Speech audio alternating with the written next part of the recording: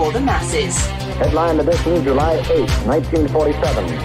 The Army Air Forces has announced that a flying disc has been found and is now in the possession of the Army. If the game is rigged, change the game. Game changer.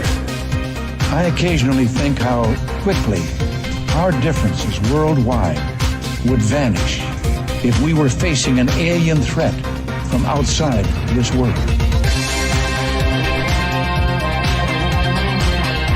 This is Fade to Black with your host, Jimmy Church, on the Game Changer Radio Network and KGRA, the Global Radio Alliance. I need your help to get to the year 1985. You are listening to Fade to Black with Jimmy Church on the Game Changer Network. Good evening. Fade to Black. Bespoke radio for the masses. Yeah. How you doing? Today is Monday, January 31st, 2022. 31 days into the new year. Only 34 days left.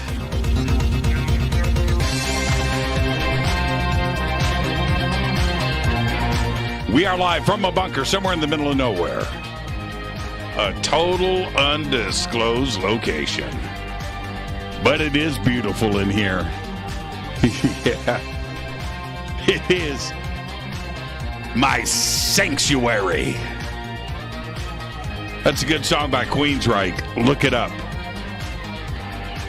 All right.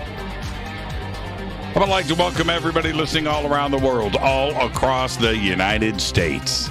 Hither and thither, to and fro, back and forth, up and down, east and west, north and south, far and near. This is Fade to Black for KJCR and the UnX and Game Changer Networks. I am your host, Jimmy Church. What is cracking, everybody? How you doing? How you doing?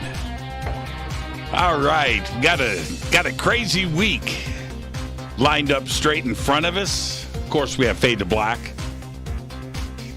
And then we've got the Conscious Life Expo this weekend. More on that in just a minute. But tonight, right here on Fade to Black, Chrissy Newton joins us of the Debrief. For the first time, we've got all first-time guests this week on Fade to Black, and I love that when that happens. Tonight, Chrissy Newton is here, and I've been looking forward to this show for a very long time. Chrissy is here tomorrow night. Marco Vigato joins us. Also here for the first time, we're going to be discussing his new book, The Empires of Atlantis, which I do have, and I'm in the middle of reading right now. And Wednesday night, right now, it's TBA. And it's TBA for a couple of reasons. One, I've got an amazing first-time guest lined up, but I've got complications with Thursday and traveling out of town. So I am trying to get everything situated so it makes sense so we can have Fader night.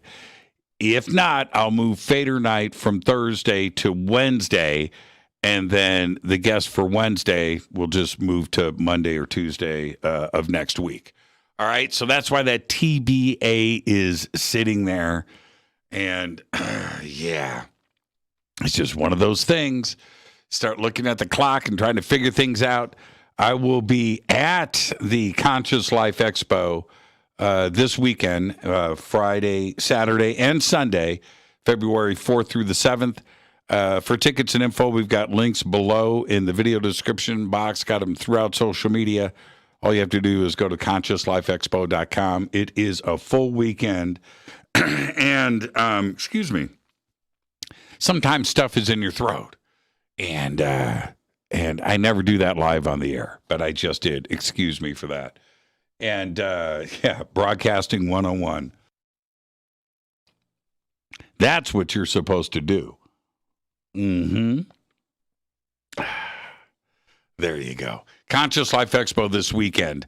And if you are attending, I will be there Thursday, and then, of course, Friday, Saturday, and Sunday. We've got events lined up all weekend long, and I can't say any more than that this is the biggest event of the year every year, and I'm very excited about that. So our booth is in the same spot, second floor. Come by and say hi. I will be hosting and introducing all weekend long. Friday night, of course, is the Ancient Secrets panel. I'll be hosting that like I do every year, and that's going down Friday night, so I'll see you there for that. That's same spot downstairs in the big plaza ballroom. And then I've got a weekend of hosting in front of me. And Saturday night, of course, Expo's Got Talent, the big talent show, and I can't wait for that. We've got the award ceremony. We've got the George Norrie Mixer. I'll be there for that. And it's just going to be great. I'm introducing Serena, and Shima sent me an email. I wonder if she's listening right now. Jimmy, can you introduce me on Friday? And Shima Moore, and, she runs the show, so I kind of got to do that too as well, fitting all of this into the schedule. It's going to be great. It's going to be an amazing weekend. I'll see everybody there. So that's why the TBA is there for Wednesday. It's my cushion, and we'll see how things play out this week. All right. Follow me on Twitter at JChurchRadio. The Sandbox is hashtag F2B on Twitter. Everything is live right now. Take me to church. Oh, man. I'm very excited about the show tonight. I am in a great mood. Now, I don't do sports. I don't do sports anymore, and very rarely talk about it on the show. But there's something that's happening here in L.A. in 2 weeks. It's called the Super Bowl. And the L.A. Rams made it into the Super Bowl, and that was this weekend. And the playoff games the last 2 weeks have been pretty incredible, and it was of an incredible day of playoff games yesterday, the 2 championship games. But anyway, it's the LA Rams against the Cincinnati Bengals in the Super Bowl here in LA in Inglewood in 2 weeks. So let me just wrap your head around this. Conscious Life Expo is next weekend. The weekend after that is the Super Bowl. LA, LAX, the Hilton. That's crazy town right now. Wow. And that's why I'm bringing that up. So I'm just wondering how many Super Bowl people are going to start to arrive at the LAX Hilton, because we had that the last time we were there. There was another game there at SoFi Stadium of the Rams. And the amount of fans that were at the hotel, it was just crazy. So maybe we'll get a taste of that this weekend, and I'm actually looking forward to it. But the Super Bowl is coming to L.A. Yeah, that's pretty cool. All right, let's get to the breaking news. Howard Hessman, enshrined in pop culture history for his role as radio disc jockey Dr. Johnny Fever on the TV show WKRP in Cincinnati, died on Saturday here in Los Angeles from complications of colon surgery. He was 81 years old. And everybody talks about WKRP. He slayed the dragon in his Spinal Tap. I'm just going to leave that right there. All right, weather forecasters in Florida warned people over the weekend to be wary of iguanas falling from trees as temperatures dropped to the low 25 degrees Fahrenheit in the southern state. For iguanas, which rely on chemical reactions in the body to produce energy, the unusually frosty weather can render the cold-blooded animals sluggish and unable to remain attached in their tree habitats. Raining iguanas in Florida. Earlier today, a cruise ship forced the delay of a SpaceX launch after traveling under the planned flight path of the rocket. Elon Musk's company was set to launch the rocket from Cape Canaveral Space Force Station in order to put an Earth imaging satellite into orbit. However, The Coast Guard could not clear the liner out of the rocket's downrange hazard area in time for the launch, causing another delay just 33 seconds before the rocket was set to take off. The rocket will make the attempt again today and may have already launched during the show. This is the fourth time such a launch has been attempted of this same rocket. The first three attempts, Thursday, Friday, and Saturday last week, were put off due to bad weather. Well, China and Russia have confirmed that they are joining forces to build a research station on the moon by 2035, which will rival NASA's Lunar Gateway. Confirmation of plans to build the International Lunar Research Station came on Friday from officials at the China National Space Administration, the country's national space agency. Russia and China aim to complete basic infrastructure construction for the ILRS by 2035.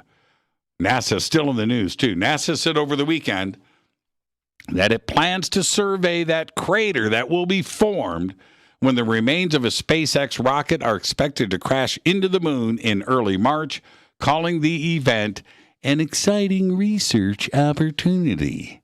The rocket was deployed in 2015 to put NASA satellites into orbit, and its second stage orb booster has been floating in the cosmos ever since.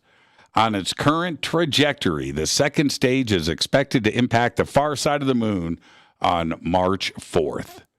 Let's get the show cracking. Happy birthday to today, Minnie Driver. Minnie Driver. Today is 51. Gross point blank. I'm just going to leave it right there. Justin Timberlake today is 40. Johnny Rotten Lydon of the Sex Pistols today is 65. And, you know, it's a tough call. Sex Pistols, right? Change the World, or Public Image Limited. What was the better band? Tough call. KC of KC and the Sunshine Band today is 71. And guitarist Adrian Vandenberg today is 68. Of course, Vandenberg and Whitesnake. And what was that Vandenberg hit? This Lonely Heart of Mine? Oh, man, I can sing the chorus. Oh, man, Vandenberg. Our dead guy's birthday today is Terry Kath. 1946 to 1978, died at the age of 31. Terry was a founding member of Chicago. He played guitar and sang lead vocals on many of the band's early hits, including I'm a Man, Color My World, Make Me Smile, Right, and Wishing You Were Here. Terry died on January 23, 1978 in Woodland Hills, California, from an unintentional self-inflicted gunshot wound to the head. He was just 31 years old. I'll leave it right there. On this day in history, OTD 1971, Apollo 14 departs for the moon with astronauts Edgar Mitchell, Alan Shepard, and Stuart Roosa. On this day in 1971, Fader Fact. This is crazy. Love doing Fader Facts. Are you ready? As of today, there are only 12 Kmart stores remaining in the United States. Yeah. At its peak in 1994, there were 2,323 Kmarts in the U.S. And that is your Fader Fact. Tonight we have very special guest Chrissy Newton is with us of the Debrief, joining us for the first time. This is going to be a great conversation tonight. Stay right there. Tomorrow night, Marco Vigato is with us also for the first time to discuss his new book, The Empires of Atlantis. Wednesday night, it's TBA right now, and I've just explained why. Thursday may be another Fader night. Maybe Wednesday's a Fader night. Maybe Wednesday I'm going to have a first-time guest, and then Wednesday, and then Thursday we might have open lines. I'll figure it out. I'll get back to you. Right now, I just want to hit this Rivermoon coffee, rivermoonwellness.com. Go get the Fade to Black blend, best coffee in the world. Click on all the links. Go and get the best coffee.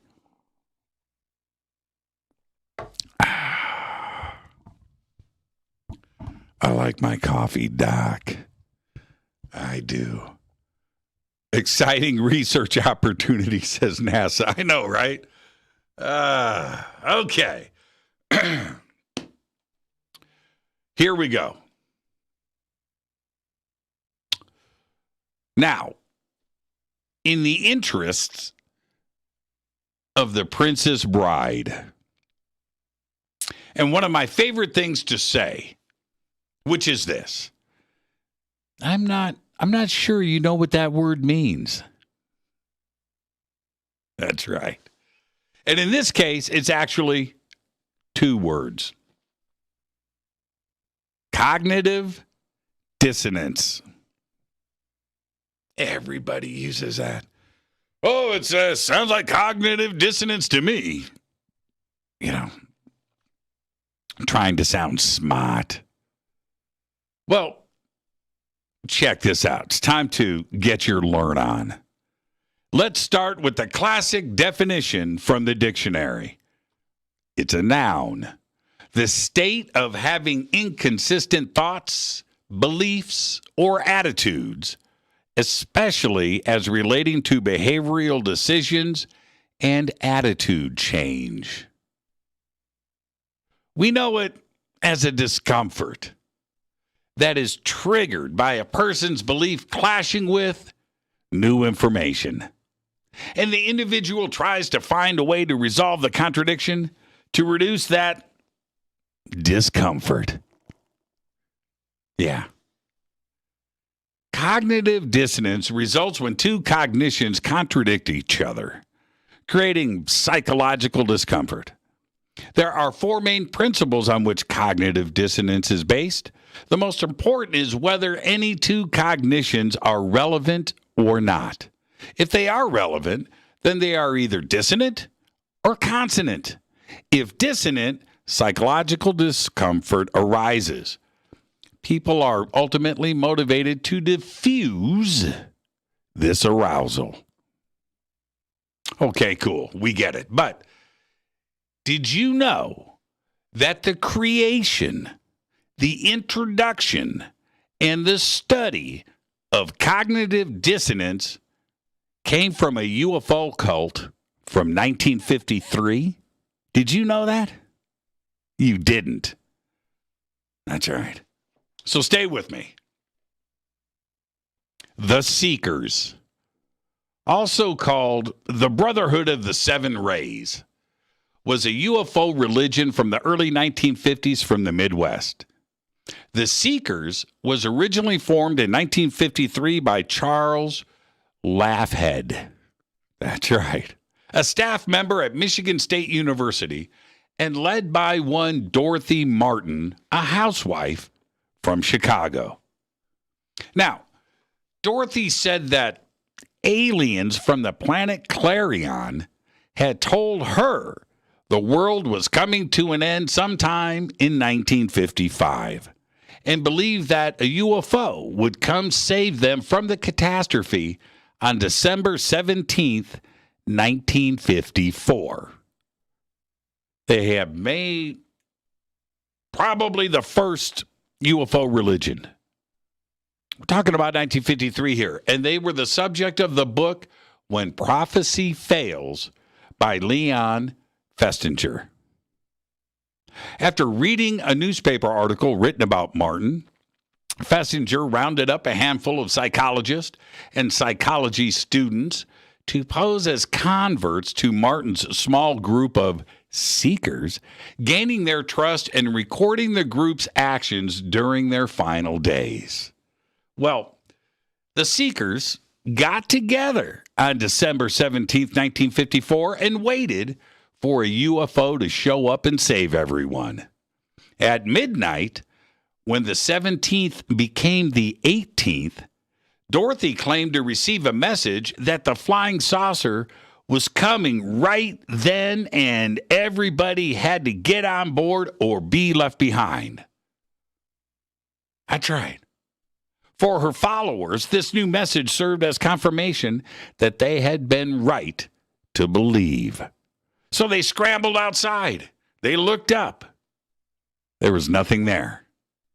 And when nothing happened and the UFO was a no-show, Dorothy said that it would be there in 3 more days on December 21st. That's right. So the group stuck it out. But on December 21st, no UFO showed up. This is the deal. How do I say this? This whole thing went to Christmas Eve.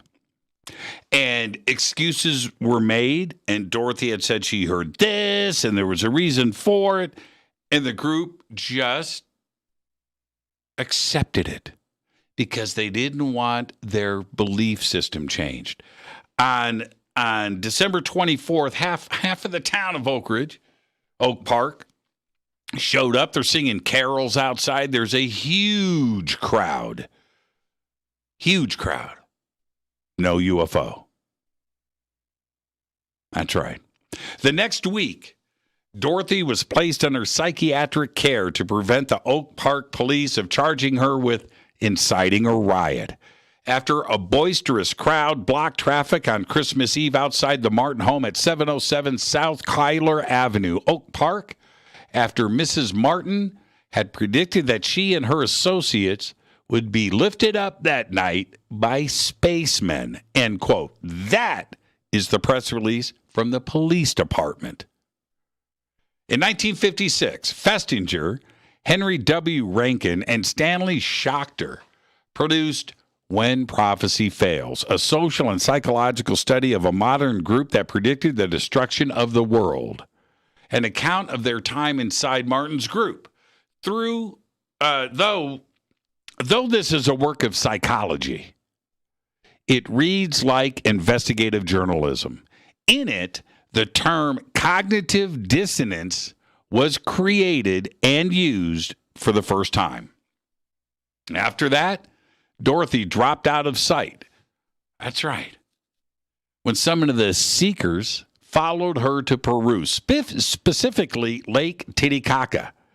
But after a year, everybody split back to the States and left her down there all alone.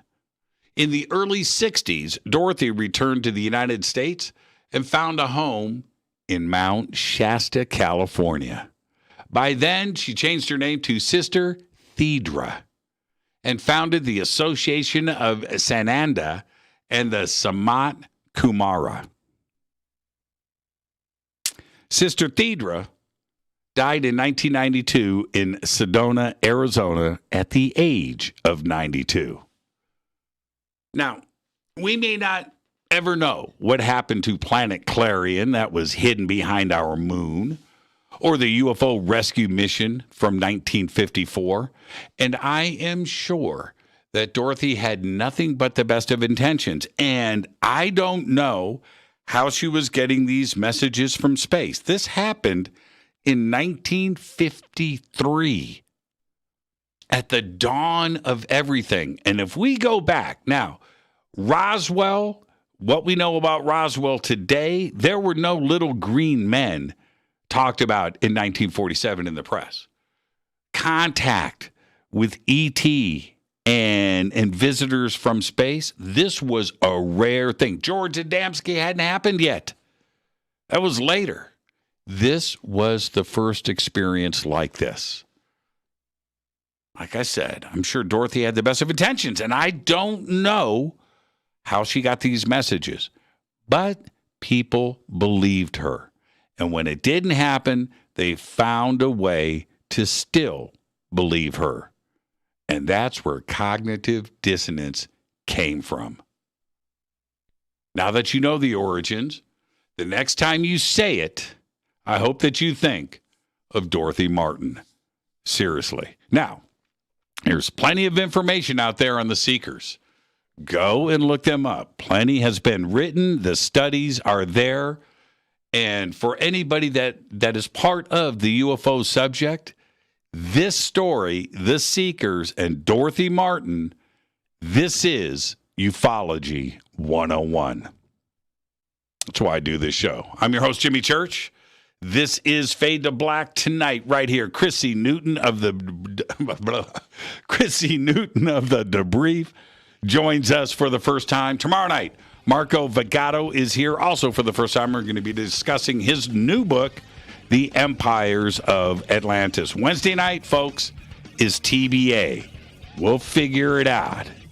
Don't panic. I'm your host, Jimmy Church, on the Game Changer and UnX Networks. Race Hobbs. I'll be right back with tonight's guest, Chrissy Newton, right after this short break. Stay with me.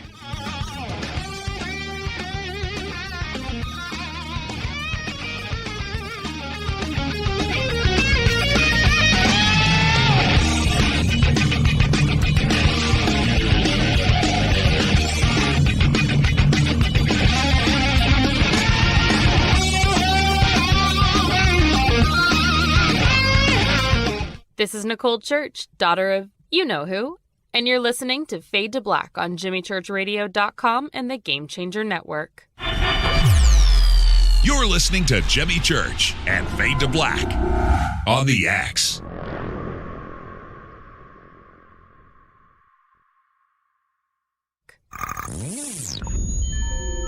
You're listening to Jimmy Church, Fade to Black. Fade to Black will now pause for alien identification. The station that talks the net.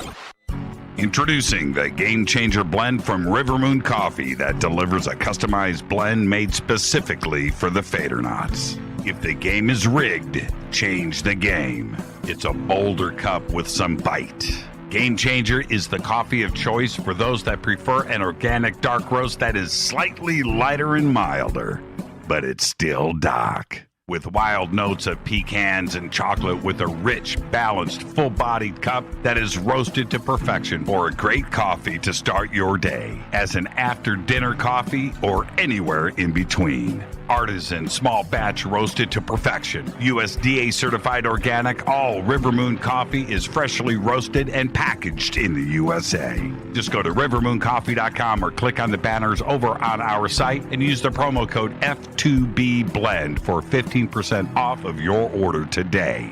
rivermooncoffee.com. This is the only way forward. This is Fade to Black. Make contact. This is Jimmy Church of Fade to Black, and you can get our podcast for just $2 per month. All you have to do is click on the podcast banner over at jimmychurchradio.com. Hi, folks.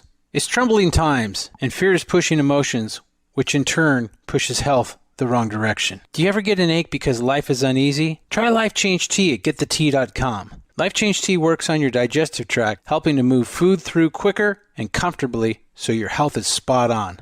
Life Change Tea may not help with world issues, but it will help with your digestive issues. A glass a day helps keep the intruders away. So, change your life today. Log on to getthetea.com. That's getthetea.com. If your health game is off, get on by ordering Life Change Tea. Getthetea.com. And while you're on our site, look around at the great non-GMO organic supplements. And if you're a sales shopper, go to our specials page and see what's for you. I've been drinking the tea for 12 years, and I'm sure glad for its health benefits. Again, that's getthetea.com. Getthetea.com. The tea that makes you go.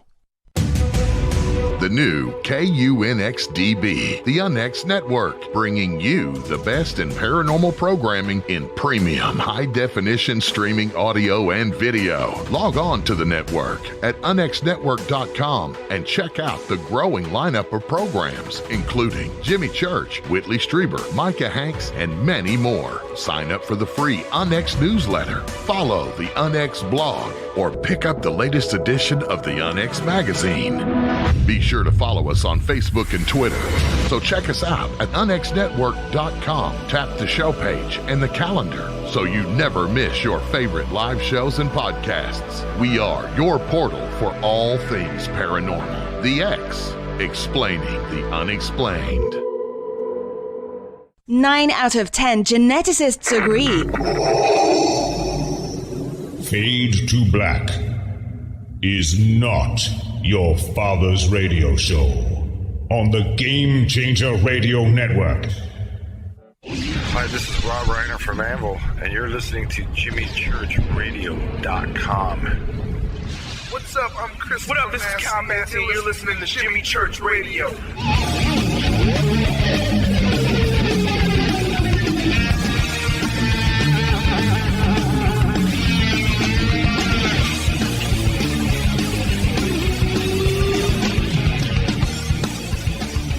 All right, welcome back. Fade to Black. I'm your host, Jimmy Church. Tonight, Chrissy Newton of the Debrief joins us. Tomorrow night, Marco Vigato. Also here for the first time.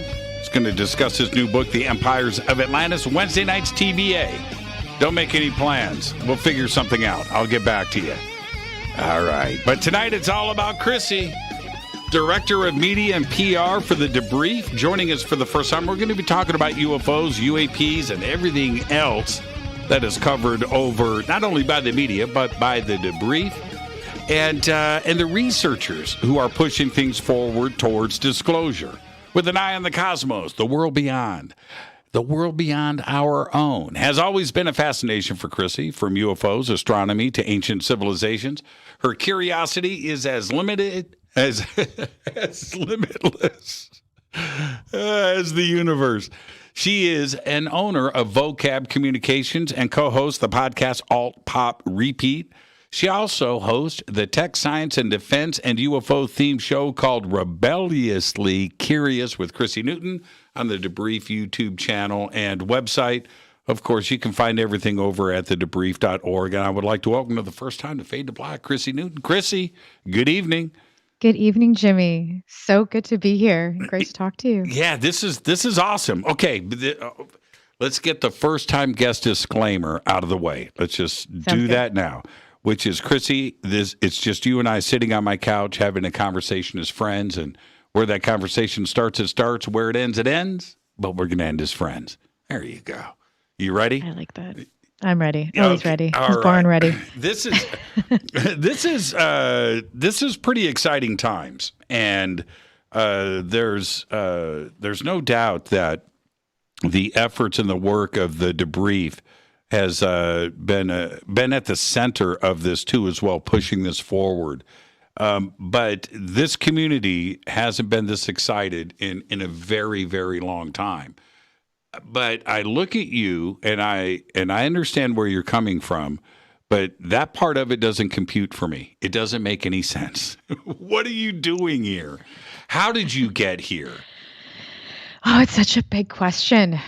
Well, I started here in this community when I was 6 with my dad. I've told this story before to other people and to other outlets as well. My dad had a UFO sighting when he was about 19 or 20.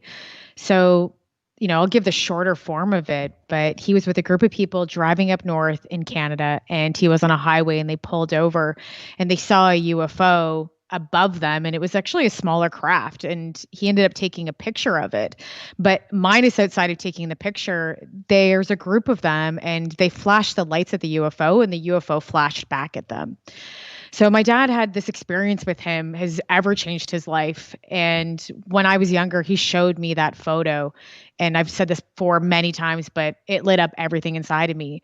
And from there, I was kind of I was on his journey while he was trying to figure this out. So my dad's still a massive UFO, researcher in his own way. He speaks to people in the community. He's gone to conventions as well. He's really quiet in that space, but he knows a lot of people, from what I've been finding out over the years too, that he's been talking to within even our community in Toronto, outside of Toronto, in a town called Kitchener, that have had their own UFO experiences. And I've met some of them. Some of them sent me orb footage recently.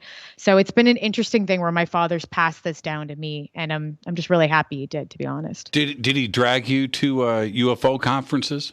No, I dragged him. Oh, right on. Yeah.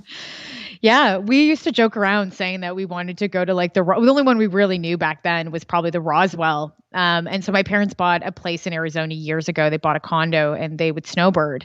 So I think it was the first year they bought it. I just said, you know what? I'm like, let's go to a UFO conference. And I think I was 25 around that time when I started looking. Don't quote me, but anyway, I started Googling it. And I found a conference and I'm like, Dad, I was visiting them. So I ran out and I was like, do you know where this is? I forget where, it's something Springs. And he was like, yeah, that's like 45 minutes from the house. I'm like, there's the largest UFO convention in the world is there. And one of the most notable. And he was like, get tickets. So I was like buying tickets and we were planning the trip, and it kind of just started to unravel from there. And we would go together. And then we walked in the conference the first time together, and I looked at him, and it sounds so corny, but I said to him, I was like, these are our people, Dad. And I felt weirdly at home along with like all different types of people. It was one of my best experiences I've ever had going to my own UFO convention. How old were you? I think, God, I've been going since 2014. I'm 38 now. So what is that math? I think I was like 20. 6 years. Has it been more than 6 years? 7 years. So it might, yeah. So I think it's probably been about 10 years now then, because I know that I did one of my first interviews with Travis Walton, and I actually brought a camera down in 2015. And then it was just before 2017, and I was talking to BuzzFeed about it, and I started kind of doing my own independent journalism around 2015. But I think I was there 3 years prior to that as well, just guesting and now kind of being behind the scenes. Now, here's the thing that sounds new and fresh, but you've been doing this, since you were 6, investigating UFOs and interested in the subject. But you also are in PR, public relations. I am. And how? Well, tell us about that. What do you do? What is PR?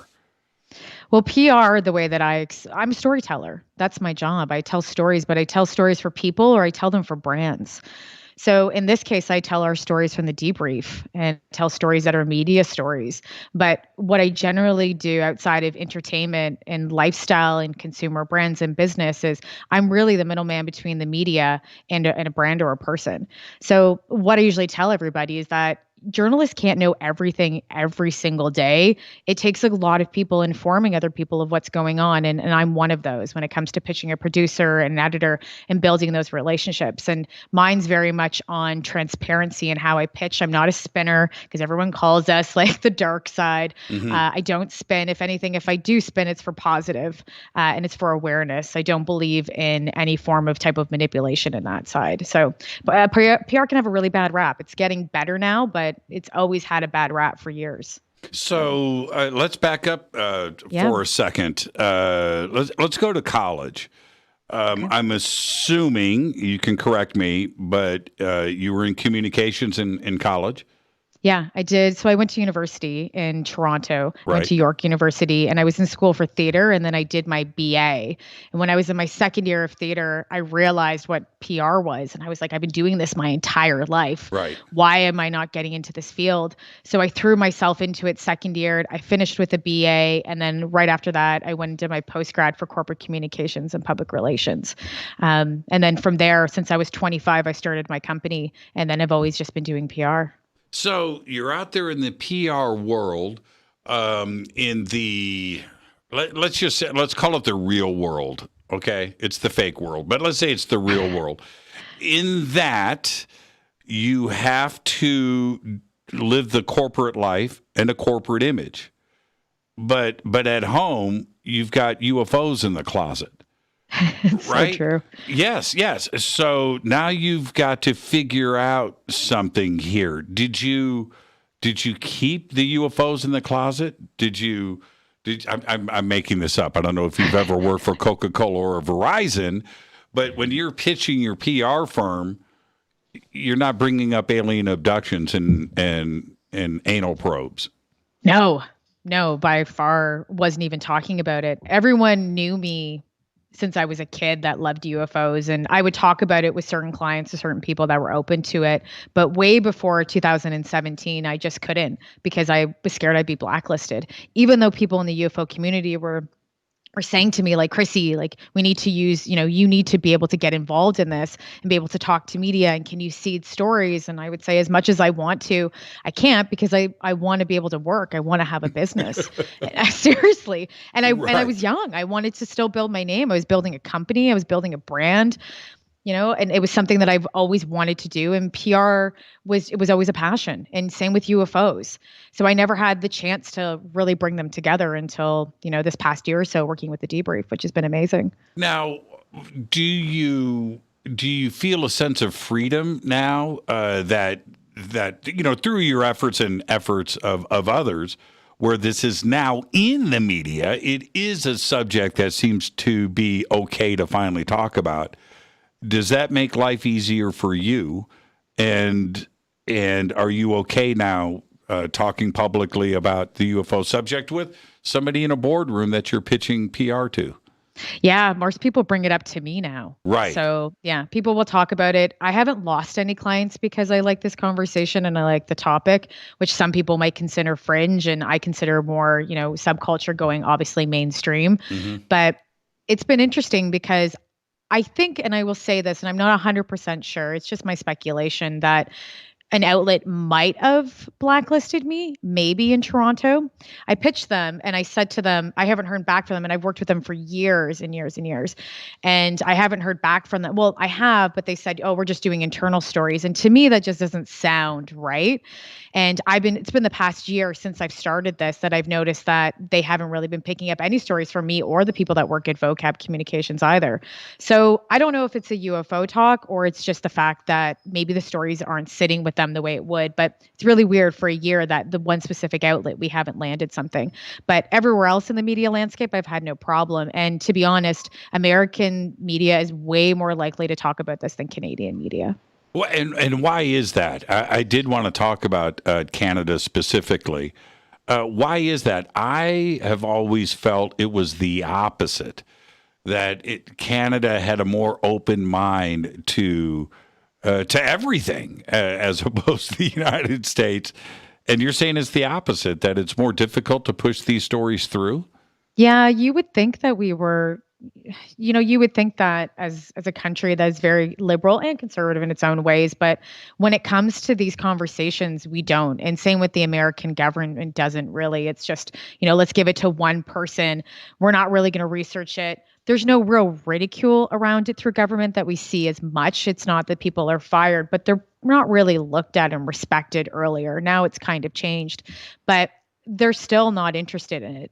And I don't think they will be. And it's going to take some form of lobbying or conversation within the Canadian government in a group of people. I was talking to Daniel Otis about this as well, too, and a whole bunch of other writers that work in Canada around UFOs and freelance around the topic. And we all kind of agree that there needs to be a shift, but it hasn't happened yet. And I would love to be one of those people to start that shift along with them as well. But we kind of have to start somewhere and lobby us kind of in our own way for the American government and for media to pay more attention to it. Because the first story that really broke about UFOs, when we broke our first story too with the Debrief, it took about 2 weeks for Canadian media to even pick it up. So it's a long time. And really, we do follow a lot of American press. It just happens. Now, what about getting acclimated into the Canadian UFO community, which I think is one of the stronger parts in the world? Some of the Canadian researchers are the best. How did you wiggle your way into that? Yeah, that's a good question. Well, it started with Victor Vigiani. I had a friend of mine that used to work at NASA, and he was teaching aerospace walking, I believe. And I met him. I think I actually met him online in a dating app, to be honest. Hello. Seriously, I think it was maybe on like Tinder or Bumble or whatever. I don't think Bumble existed then, but I met him years ago, and I was really curious, and I never knew anybody. And this is I must have been around 26 or 27, but I never knew anybody in that space that worked for, any form of government within like space, aerospace, whatever it may be. So we went out and I took him to an event, a media event, and we became friends and we got along really well. And I found out that he loved UFOs, and he's like, do you know who Paul Hellyer is? And I'm like, oh gosh, yeah, I know who Paul Hellyer is. And he's like, well, Paul's having a dinner or like a speak at this, at this book like seminar, and then we're going to go to dinner after. Do you want to come? And I was like, 100%. Can I bring my dad? And he's like, yeah, bring your dad. So I'm like, amazing. So I call my dad. I'm like, Dad, we're going to this dinner. And he's like, oh my God. So while I'm at the dinner, he introduces me to Victor Vigiani, which has been working closely with Paul Hellyer for years. So Paul, Victor and I hit it off immensely. And then I find out later on that he's kind of being like the PR person in Canada. So before him, being a principal, he was then, I believe, doing his own radio show for a little bit and talking about UFOs when it was extremely fringe. And then he was sending emails to media members and trying to shed light on this way before media, it wasn't even something that would happen back then. So at that point, some people thought Victor was a little bit of a Looney Tune and whatnot, and media wasn't taking him seriously. And then it started to shift, and I became friends with Victor, and we'd go out for dinner almost monthly at times, just talking about UFOs, talking about what's happening in society, and just became like a really good friend. And then I would give him advice, and then he would give me advice, and I would talk about how he could go about pitching media and what strategy would look like that and how to make it attractive. So at one point when I was in Mexico in 2017 and everything broke, the story broke with Lou Elizondo in the New York Times, and Victor just texts me and he's like, Chrissy, can you believe it? And as a publicist, you're finally like, oh my God, we broke through. Like we finally broke through. The community broke through. And I just remember just being ecstatic, probably drank too many cocktails and then realized that this was going to be a change. That was a shift for sure. And at that point, that's when I started to dive even deeper. And then Victor started to bringing me into podcasting and all these other elements around UFOs.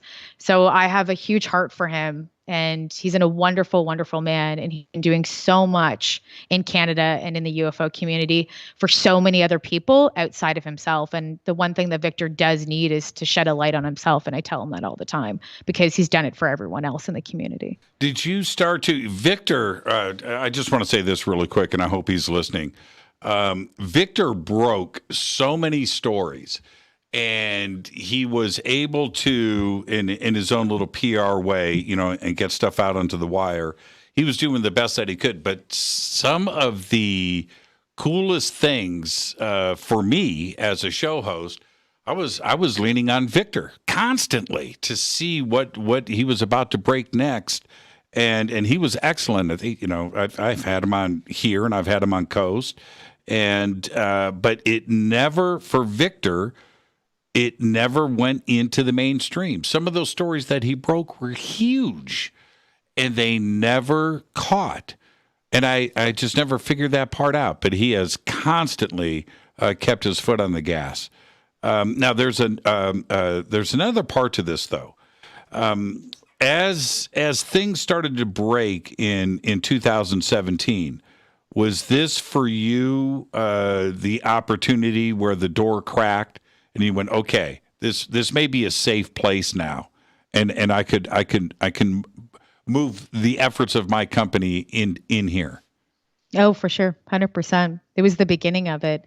And I don't think I realized, in 2017, I wasn't trying to be being like, I'm going to jump on this and I can do everything in PR, even though I wanted to do a lot around it. I think it was just, I knew that there was an opportunity, and I just started to walk through that door because I wanted to find the right community to work with within the UFO community and attach myself to people that I trusted and people that I knew that were trying to be on the right side of history. And I say that, and I think the Debrief is, and I really hope we are.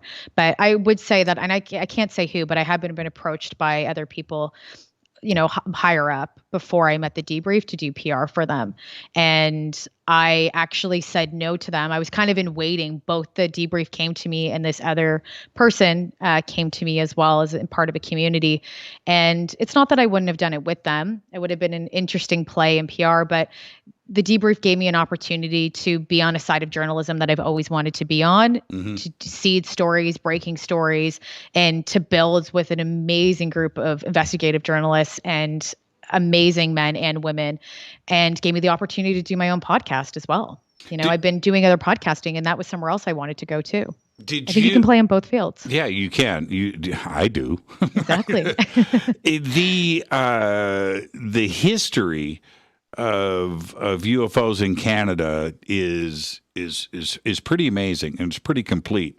Did you look into specific cases in Canada like Shag Harbor or Charlie Red Star and see what happened there and who the characters were?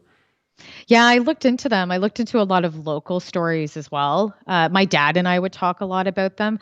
But the challenge is that when I was younger growing up, you wouldn't get a lot of conversations within media about UFOs. It started to, Shag Harbor is obviously a massive one. Falcon Lake's a big one. Yes. There's been some incidences in Ottawa that have happened. There's been incidences in Montreal. There's been tons.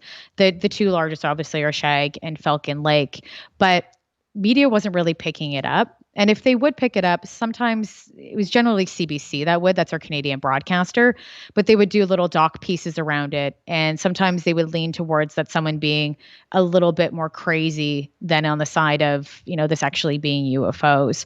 So I think they took it in different directions, the same way that the States took it during the 60s. Also, Canadians and Americans during that time in the Cold War were very aligned in the same story. Ridicule might have been less, and I might be fully wrong on that, but ridicule within each other, but within mass media and within the military or any form of army wasn't a conversation as much as it was in the States. From what I know, I don't think people's wings were taken away from what I know of in Canada, but there was still an alliance and an understanding that this was all a false narrative and that they would keep pushing that UFOs were not real. So Canada did the same thing. It was just a little bit quieter, but we are known to be very quiet in our history, especially if it's dark or anything else, unfortunately. And with Shag Harbor, we've got to break in about 5 minutes.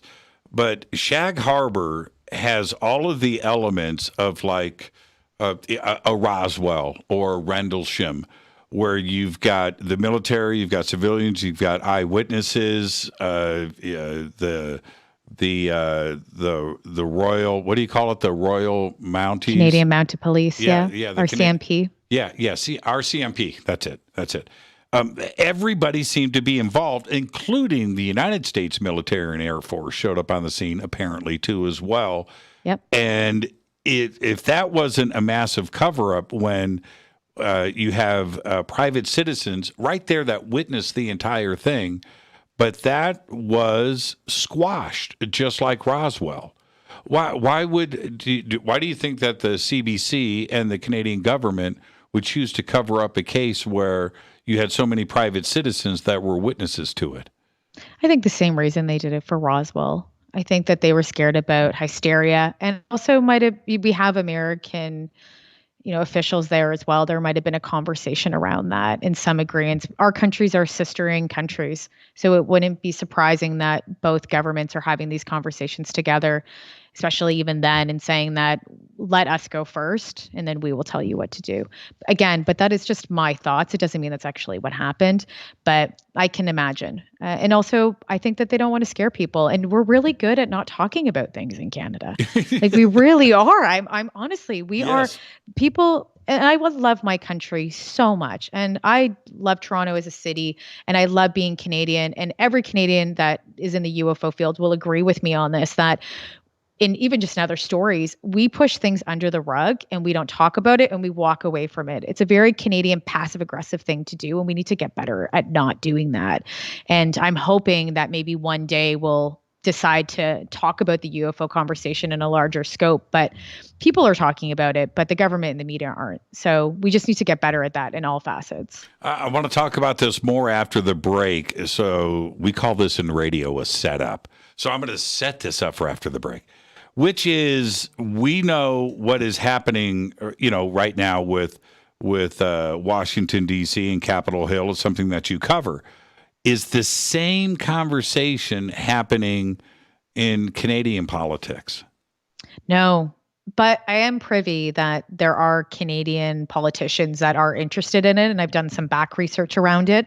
I obviously will not say who at this point, but there are interests and people are talking about it, but there isn't a mass scale of politicians speaking about it, but it doesn't mean that it's not going to happen. Do you think that there is what have you heard? Is there a certain amount of cooperation that is going on, which is something that we have shared with Canada on every level forever, right? And we appreciate that relationship. There must be communication going on for these reports that are going to be compiled. Yeah, there's briefings that have been happening that I've heard of between Canadians and Americans around UFO stories that are American, and I'm imagining that they would have shared their own as Canadian officials. So that is happening. But on a larger scale, I think it's going to take some time for it to grow. But yeah, it's interesting because we're not at that point right now. And the other reason why I think we're not for Canadian media is that ufology, or just the concept of UFOs and the history around UFOs, there's so many, it's like 70 years plus of information. And for a Canadian journalist that is trying to jump into something like an American journalist, it's petrifying to them. And that's why I think it took 2 weeks for even when Americans broke that story. There's more journalist privy here, and there's more connections to people here and to get information. We don't have that in Canada. We only have a couple point people, and it's obviously growing, but it's going to take time. And so what's going to happen is journalists have to learn a lot more and are going to have to start looking into Canadian cases. And we have them. We have the journalists, but the mainstream media isn't there yet. And they will be, but it's going to take time, and it's going to take lobbying, and it's going to take pushing for individuals like us in the Canadian side and American side to push something forward to talk about why Canadians need to have this conversation around UFOs in both a public and in an at-home space. It seems that journalists now will approach anybody and ask about UFOs and UAPs. And it seems like the last 3, 4, 5 presidents have said UFOs, like out of their mouths, right? All the way right now to our current president. Do you ever see a point in time where a journalist would approach a Canadian prime minister? Right now it's Trudeau, right? It's Trudeau. Correct, yeah. Justin Trudeau. And ask him about UAPs, right? I mean, not that I know of, but I would. Personally, I would from the debrief on my end. That's for sure. So that's a given. And anyone else who would work with us on the Canadian side of things would ask those questions. I think I'd be known to ask that question, if anything. And if I didn't, people would be surprised. So personally, I would on my end for the debrief. But other journalists, no, not yet. And I think that they're still worried. To be honest, I really do. And they're not sure, and they don't want to talk about the topic. It's hard. And I talk about this with all Canadians that like UFOs, like that love the topic. And we're like, why? And they just won't. But there's going to be a time that they have to, because as the story gets bigger and bigger and bigger, they have no choice. And at one point, if it's Justin Trudeau or a next elected official, somebody's going to bring it up, and there will be a conversation around it. Gosh, we even have I believe Shag Harbor is on our commemorative toonie. I believe it's not our loonie. So we even have UFO crashes. And I believe we have the Ottawa, or is it the Montreal event that's on our toonie too. So we have them in commemorative coins. So we'll put in a commemorative coin, but we won't talk about it in any form of political conversation or media conversation. It doesn't make any sense, but we'll have collector coins come out. Yeah, I remember when the Shag Harbor coin came out. Yeah. It sold out. It did. Yeah, I tried to get it that day. I didn't get I didn't get my Shag Harbor. Let's take our break right here. This is Fade to Black. I'm your host, Jimmy Church. Tonight, Chrissy Newton is with us, Director of Media and PR for the Debrief. This conversation will continue after this short break. I'm your host, Jimmy Church. This is Fade to Black. Stay with us.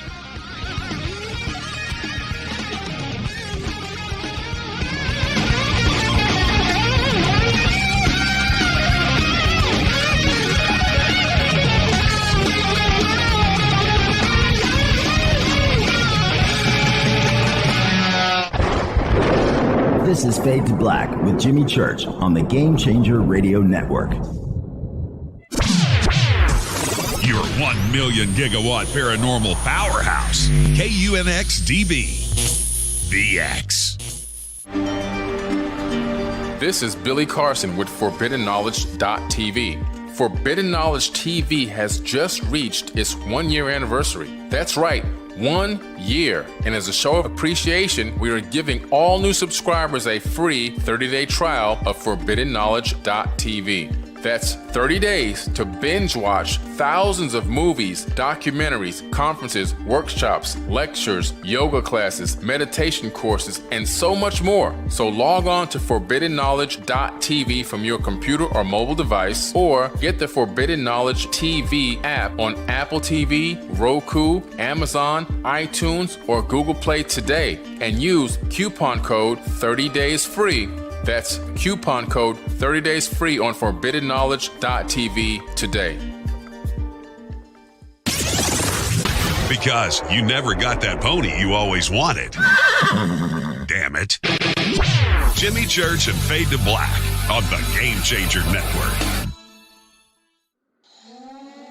Listen, I know, and you know, that you've always wanted your first crystal skull. Or maybe you're a collector just like me, but you just don't know where to go to find the real thing. Then I met Carolyn Ford over at EinsteinTheCrystalSkull.com.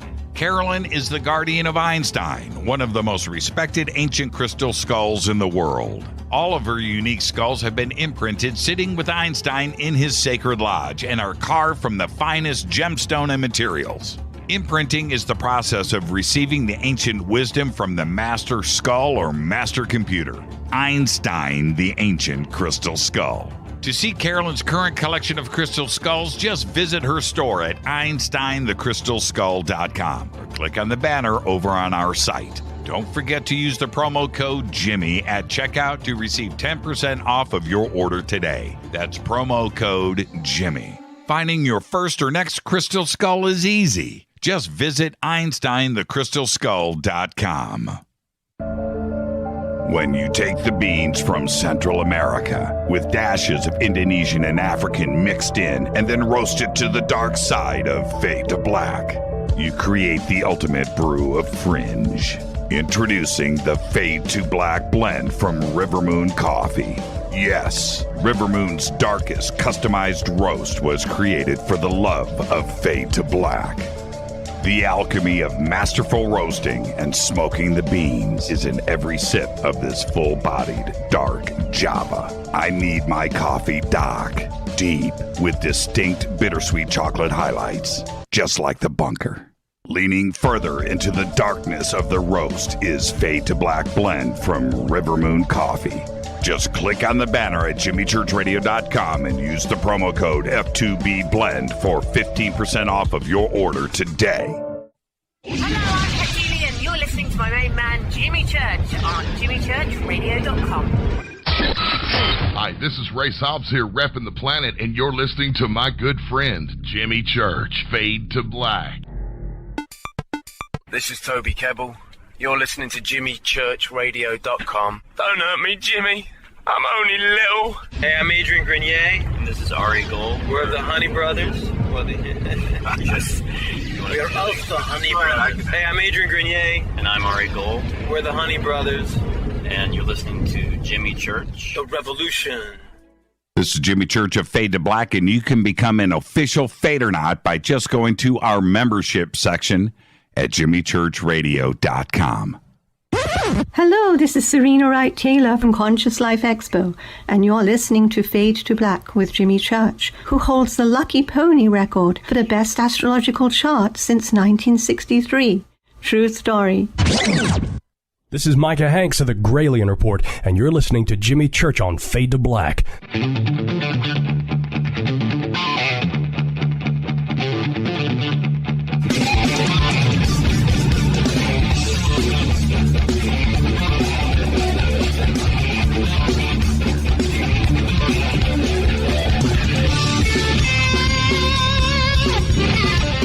Welcome back. Fade to Black. I am your host, Jimmy Church. Tonight, Chrissy Newton of the Debrief is here. Media and PR for the Debrief. I got to say, Chrissy, it's got to be a fun time, right? Where you don't seem to, as a journalist in PR and media, you don't have to work for it like you had to do in years past. Is that entirely true? Do you mean by within UFOs Yes. or work for press in general? Oh gosh, yeah, I would say, yeah. I was going to say it's always a struggle sometimes telling a story in PR. It just depends on what story you're telling and who's the audience it's going towards. But for UFOs, yeah, for sure. It's been a lot easier to tell a story, and there's way more places to tell it. And there's different areas. There's entertainment, there's lifestyle, there's politics. It's like UFOs is in every single crevice of every single topic that we can possibly talk about now. It's even getting into beauty, which I think is crazy, but it's everywhere. And it's wonderful to see that. The counterculture is really becoming mainstream. Yeah, one of the things that I noted, and we've got the Super Bowl coming up in 2 weeks, but last year's Super Bowl, I was watching the commercials in the halftime show, like everybody does, right, during halftime, and it seemed like, it wasn't everyone, but it seemed like every commercial had an ET theme to it.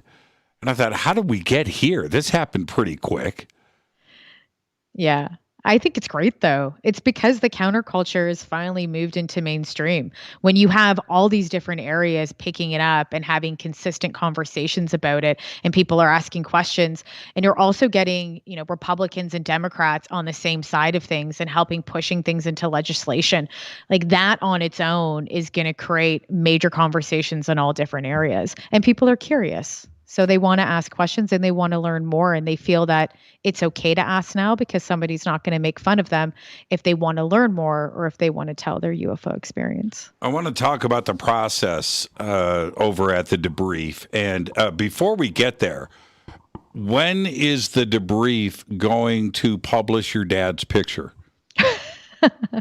That's a great story. Everyone's asked me, they're like, Chrissy, so my dad and I had a conversation recently where he has it in the safe. I'm not obviously going to say where, but he has it. And I just said to him, before we publish it, I told him, I have a picture of a Billy Myers UFO, which obviously everyone says it's fake, but I have it on my wall and I got it at the UFO Congress. So I have it in like my kitchen living room in my townhouse in Toronto. So before I even give it to the Debrief, I'm going to blow it up and put it as artwork at my house. That's my plan. But at some point I will give it. And I've asked my dad about having this conversation, but he doesn't want to go publicly. He's very private and he doesn't want to go public. He's like, you can talk about it, but I don't want to talk about it. And what I might do one day is I might just sit with him myself in a microphone and tell that story with him so that he feels comfortable, and him and I talking like we normally do when we talk about UFOs, and we just, shoot the crap at night when it's really late at night, and we just talk about it together. And I'll record it one day and then I'll, maybe do it as a podcast and then give the photo to the Debrief.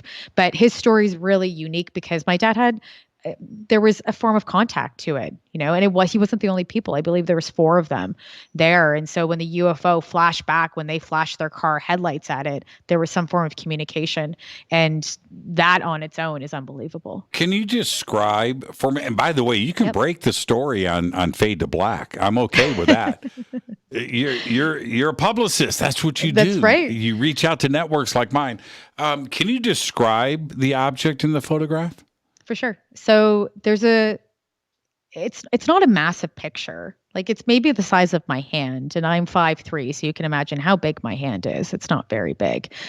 And there's car lights. It's dark out. There's car lights. There's headlights that are red in the background, and you can see that they're the tail headlights. And then there's a telephone pole that's really high up, and just above the telephone pole is this UFO. So I said to my dad, because I remember looking at when I was younger, and I'm like, okay, this is really small. And so I asked my dad recently too. I'm like, I forgot. I'm like, how big was it, Dad? And he's like, oh, and it's interesting. And I'll say this after. He's like, sorry, my dog in the background always wants to have a conversation. Let me tell you something. He wants in on this interview. Come here.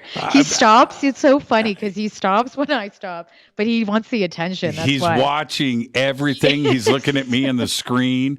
His head is tilting. He's like, who is this dude? Yeah, I'm sorry if everyone's hearing that. Beethoven loves to talk, that's for sure. He's awesome. He's awesome. Okay, back to the photograph. Okay. Sorry. So I asked him, I'm like, because I forgot, because he's told me the story so many times and you forget parts of it. And so when I asked him how big it was, he said, well, they must have been like, 4 feet high. That must have been like children would have fit in it. And so that parallels really as much as, conversation of Bob Lazar is right or not, but it does parallel kind of around a similar time into what Bob Lazar did say. And I'm not going to say that he is right or wrong, but I just found it interesting as a comparison to what my father saw and what Bob Lazar saw when it came to the size and how big people would be or something would be to fit in that craft. So that was, he said it must have been children. He said it was so small. And so then the other part of the story is when they flashed the lights, it flashed back at it. But then what happened was one of the guys took out a gun that has a scope on it. And I guess the guys were, hunting. My dad doesn't hunt, but they were. And when they took the scope out and pointed the gun right at the UAP to get a better look at it through the scope, it took off down the highway. So everybody watched it move. So it was intelligent. It was communicating, and it knew that it had some form of firearm on it. What was the shape? It's a great question. So the shape was in the photo. From what I remember, my dad said it was like a saucer object, but in the photo, it looks like a bright light with little sunbeams coming off it. That's what it kind of looks like. It looks like a sun. There's a circle in the middle, and then there looks like beams, but it's obviously the reflection from the lens that's coming off it. Mm-hmm. So it was really bright when they took a photo of it. But I believe my dad said he saw other lights underneath it as well, but it was making no sound. It was really, really quiet, and it was really low, hovering as well. You've got this great story for the debrief. Right? And so take me through the process of that. Like, you have this story with your dad. How do you guys pitch stories, and how do you determine what makes it? It's a great question. So it really depends. We have our editor-in-chiefs that work with us. So Micah Hanks is our editor-in-chief right now. Formerly, it was MJ Banias, but Micah, both of them are amazing, and same with Tim McMillan, who helps run and is like our CEO in the company, and amazing amazing investigative journalists and amazing journalists on their own. Much respect to all three of them. And even Christopher Plain now, who's on our team, who's building and becoming an amazing journalist himself. So how it works is that somebody will come to us either with a story, if it's either through a tip or it's through the guys. They'll do their own research. My podcast side is a little bit different. Don't always call myself a journalist. I'm more an investigative conversationalist, I would call myself. Mm-hmm. I'm learning more journalism through the guys. It's been a year me working with them, so I don't really I don't think I have the right to say that, because I look at them and I'm learning. I'm a young Jedi in that. And so under their wing. And so I would say that as they give them tips or tricks or anything else that comes through the debrief email or through their own research. And then what happens is on a PR side, the guys will call me and then we talk about strategy and what strategy would look like. And then what would be the best dissemination when it comes to mainstream media, or if it's within our own community to talk about these stories. And then obviously fact checking everything. Those guys are doing that in multiple conversations. Along with then if we have people that are deciding to share stories with us, right? If it's somebody that is, Avi Loeb, for example, or, Ralph Blumenthal, one of them will come through us and then we decide how do we want to go and tell these larger stories to the mainstream media. If there's something else there, well, we break it, or to our own community. The subjects, now we have, what's his name? Beethoven, yeah. Let me see. Let me see Beethoven. You want to see him? I do. I got to check out Beethoven. Okay. You guys, I've been watching Beethoven in the background, tilting his head and looking at me. He decided to run outside. Oh. So when he comes back, I'll grab him. Okay. All right. Always wants to be the center of attention. What is he? A terrier? What is he? Yeah, he's a Chihuahua terrier. But there's something when I do interviews, he knows now, and he doesn't like it because I'm not giving him attention. That's I'm giving somebody else attention. Yeah. He knows what time it is. He does. But now we have some different opportunities for focus. And it seems that science, as it should be, is a big part of the debrief. And then when we get over to the UAP side, do you guys stay away from, and I'm saying this in a kind way, but do you stay away from the woo-woo? Is that a conscious decision where when it comes to UFOs and UAPs, you guys want to stay inside of a certain playing area?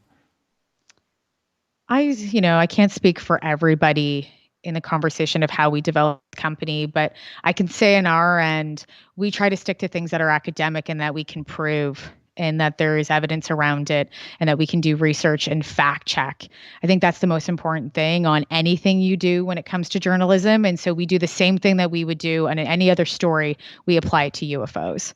So we're not on any other team. We're not on, we don't have this one line of thinking. If something was woo-woo and we could prove it, we would probably talk about it. But we know that we apply, and I watch the guys apply the same ethical journalism that they would do with anything else to the debrief. Do you see the debrief covering a Bigfoot story? Maybe not anytime soon right now. But again, if there was something that was able to prove and there was footage, I think we would look at having a higher level conversation about it, right, and be open to doing it. But right now we haven't had that ability or haven't had something that's come across our desk in the past year that I've been there, that I've seen that. But I think we're open as a team. We're very open-minded, as a lot of people can tell in the debrief and that read us and debriefers, that we're very open-minded, but we're also very interested in facts. Now, let's talk about a few different personalities that are now on the stage. And first, of course, is Lou Elizondo, who you've interviewed. And I think that we know Lou pretty well now, right? I think his thing. What do you make of his approach to disclosure and his style? I'm going to say Lou and the rest of the camp that surrounds Lou and everyone else, because it's part and parcel as a community who are working together too. When I look, it's a hard question, because I don't know Lou. Like, I know him to interview him and I know him through the debrief, but I haven't known Lou his entire life. I wish I had, but I haven't. I'm getting to know him and I'm learning who he is as a person, along with what he brings to this conversation and how he can elevate it, or maybe how he won't. On a PR conversation, I think that there's things that strategically could be done better. And I do. Doesn't mean I'm right, though. Let's be honest.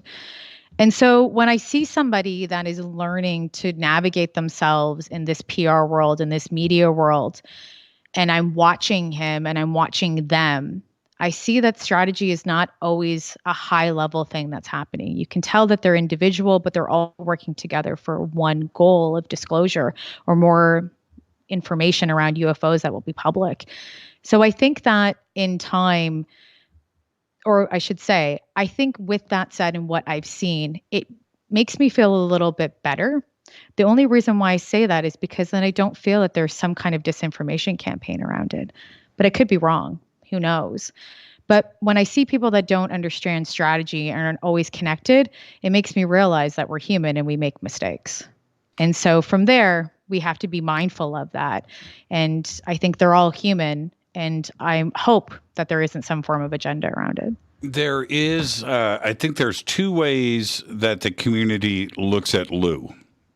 And the first is that Lou is sitting on a pile of secret info.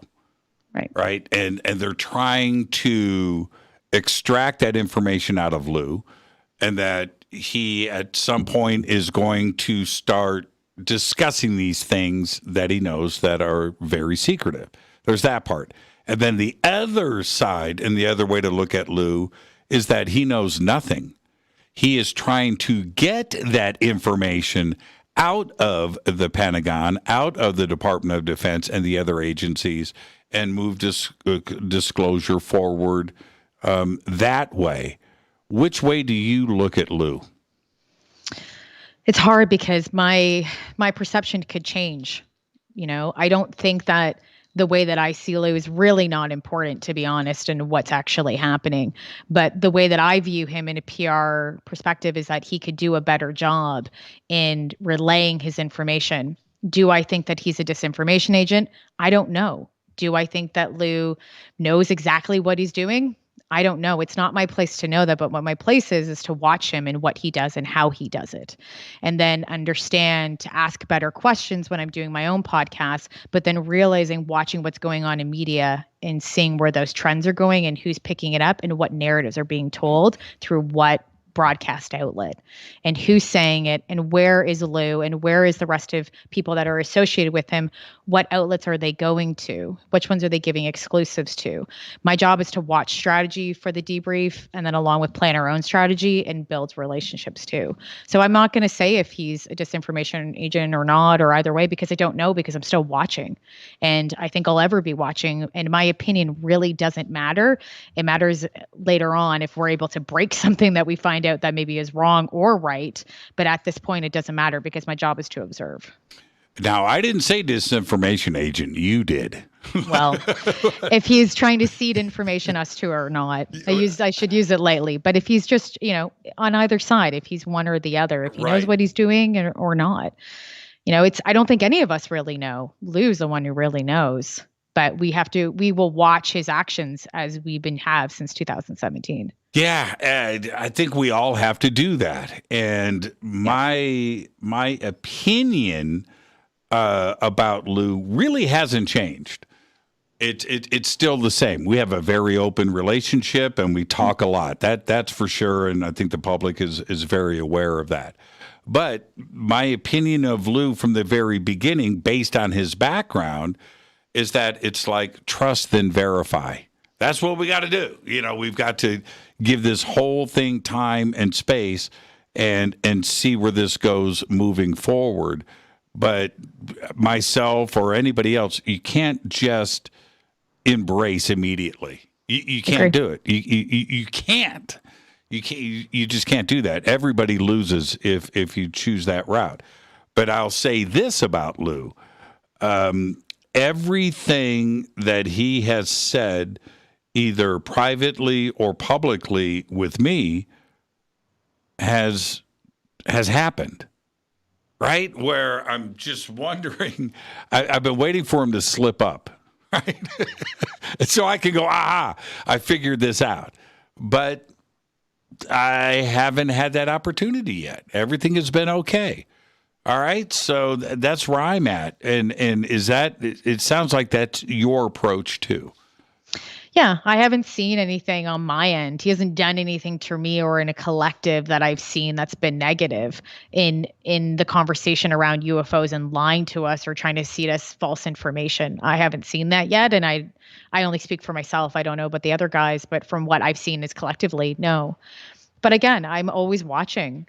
You have to. I don't think that when it comes to a conversation like this, you can't give your trust. You just can't. It's such a massive topic, and it's an international topic, and it will become more of an international topic.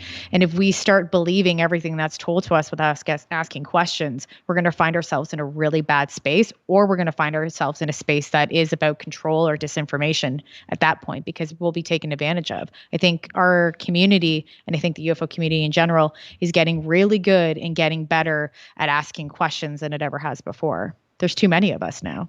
Now, and with that, there are, when we look at, a Linda Moulton Howe, Richard Dolan, or Nick Pope,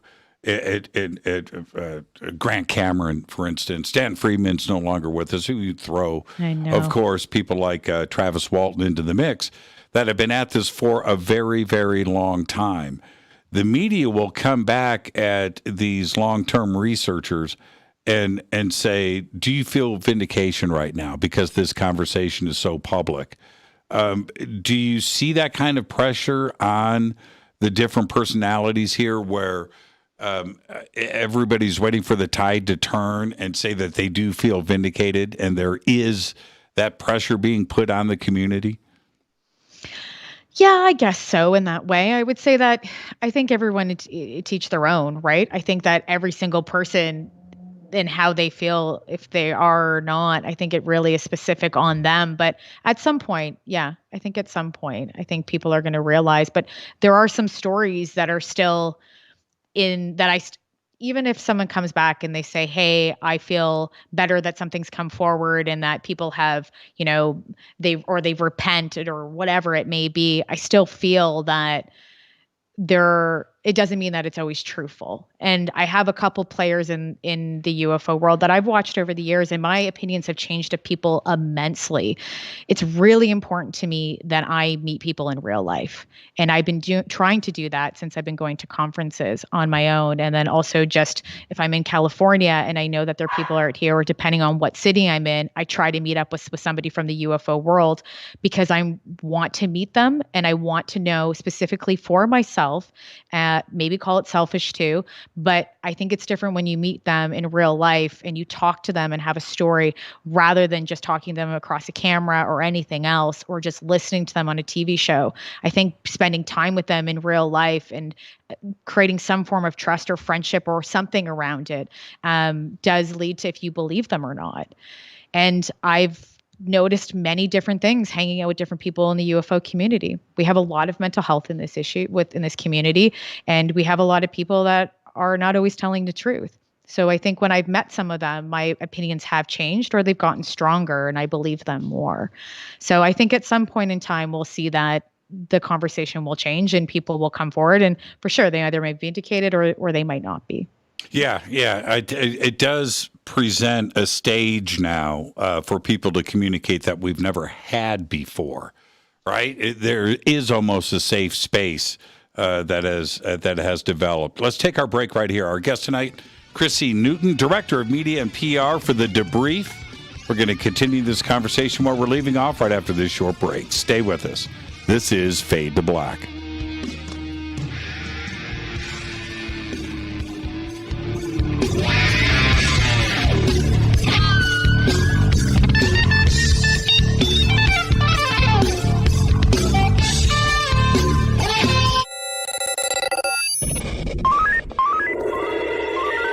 Way out here, we listen to Jimmy Church. You're listening to Fade to Black. You're listening to Jimmy Church and Fade to Black on the X. ¿Qué tal, mis amigos? Yo soy Mario Carson, el tiburón, y los invito para que escuchen a mi buen amigo Jimmy Church Radio. ¡Claro que sí! This is Jimmy Church, and I personally invite you to the 2022 Conscious Life Expo this February 4th through the 7th, live at the LAX Hilton in Los Angeles, California. This year, we have the most exciting speakers, including Whitley Strieber, Adam Apollo, Billy Carson, Daryl Anka and Bashar, William Henry, Caroline Corey, Susan Slaughter, Daniel Brinkley, JJ and Desiree Hertog, Sarah Breskman Cosme, George Norrie, Gail Thackeray, and many, many more. I will be hosting all weekend long, including the keynote Ancient Secrets panel on Friday night, 5 vendor and exhibit halls, 3 floors of speakers, panels, and celebration. This is the biggest event of the year, and early bird passes are available now. Just go to ConsciousLifeExpo.com for the schedule, speakers, and information. That's ConsciousLifeExpo.com. Do you want to be an official Fadernaut? Of course you do. This is Jimmy Church of Fade to Black. Just go to our membership section at JimmyChurchRadio.com. Fadernauts. When you think about the future of our country and where we're headed, do you wonder about the food supply? I do. Disruptions in the food supply chain could be disastrous, and they usually occur with little warning. That's why the smartest thing you can do today is to stockpile emergency food, water, and other essentials. I personally recommend My Patriot Supply. They're the nation's largest emergency preparedness company, serving millions of customers for more than a decade. In fact, they're the only source my family trusts for our preparedness plan. You should too. Right now, save 20% off a full 4-week supply of delicious meals that provide 2,000 calories a day. Saving 20% helps too, doesn't it? Especially now. So go to preparewithjimmy.com and get ready. That's preparewithjimmy.com. There's no time to lose. Do it now. So, you love talk radio? Then you'll love TalkStreamLive.com. TalkStream Live is always on, 24/7 with the best streaming talk shows. Find your favorite talkers and discover some new ones. It's free, readily available online or on mobile with any smartphone or tablet. Finding your favorite talk shows all in one place has gotten a whole lot easier. Just go to TalkStreamLive.com. Be sure to download the free apps from Google Play or the iTunes App Store. You listen to us, and we listen to you. And so does the CIA.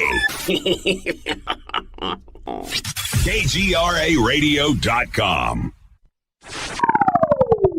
You are listening to Fade to Black with Jimmy Church on the Game Changer Network. Oi, oi, I'm Reese Evans. You're listening to Jimmy Church. This is Revolution. The revolution will not be televised. The revolution is on radio. Ciao.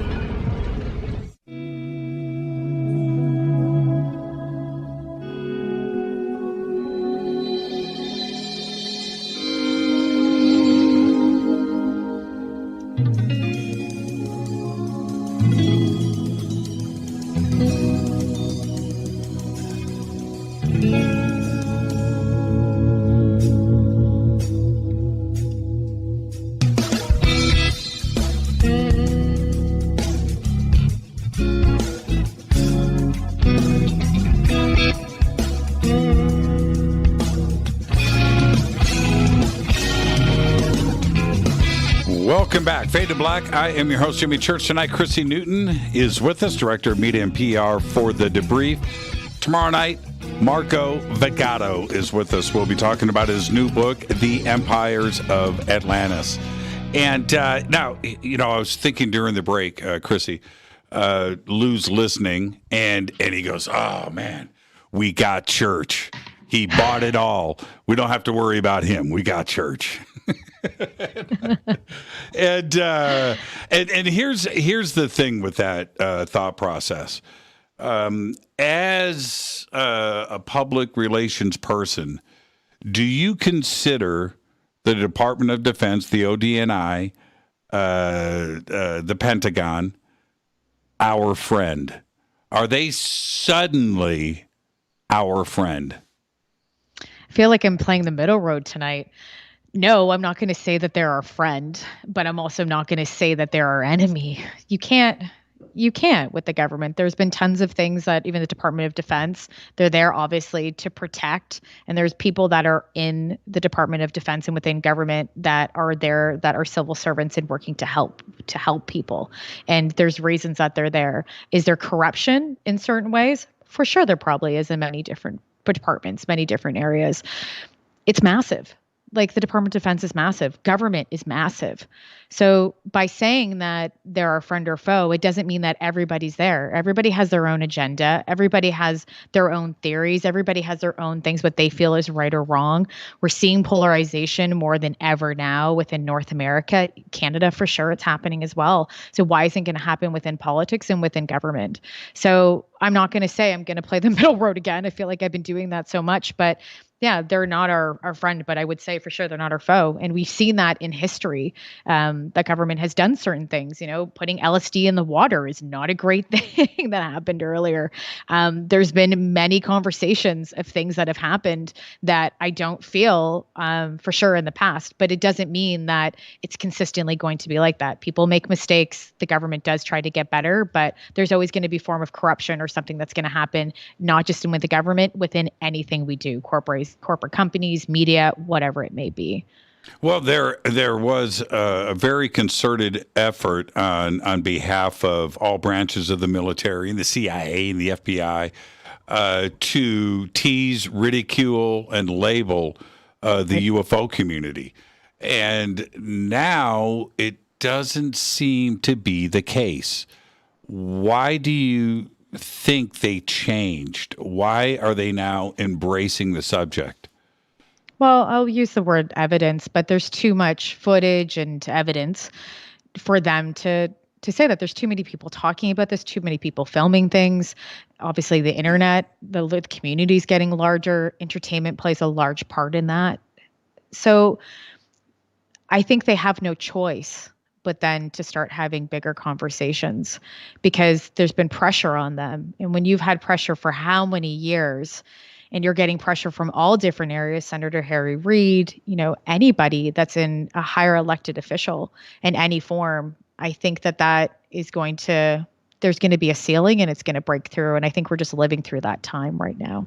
And by the same token, we have somebody like Tucker Carlson right out there in front speaking about this nearly nightly for 3 years now. He's kind of backed off as of late. He did do his little special last month on this, but the same thing, with Tucker and the different media outlets, that the switch has been flipped, and somebody flipped that switch and made this okay. What do you think happened? I don't think it's somebody. I think it's a group of media members and people that are coming together that are having larger conversations. But when I look at anything like Tucker Carlson or anyone else, I'm not always, even though journalists are there to tell truth and they're looking for truth, and that really should, in conversation, is their job, is to be searching for it. But we know that media wants clicks. They want eyeballs. They want people to follow and listen to them. So they'll do anything that bleeds, that leads. So I'm mindful of when they're telling that story and why they are, because sometimes I don't always feel that it's going in the right direction of maybe the right community because they're doing it for something else. So right. Let's stay right there. That's a great point. What do you think that reason is? Of course it's clicks. I mean, that's a big part of it. But there must be something else, and I want to know what that is.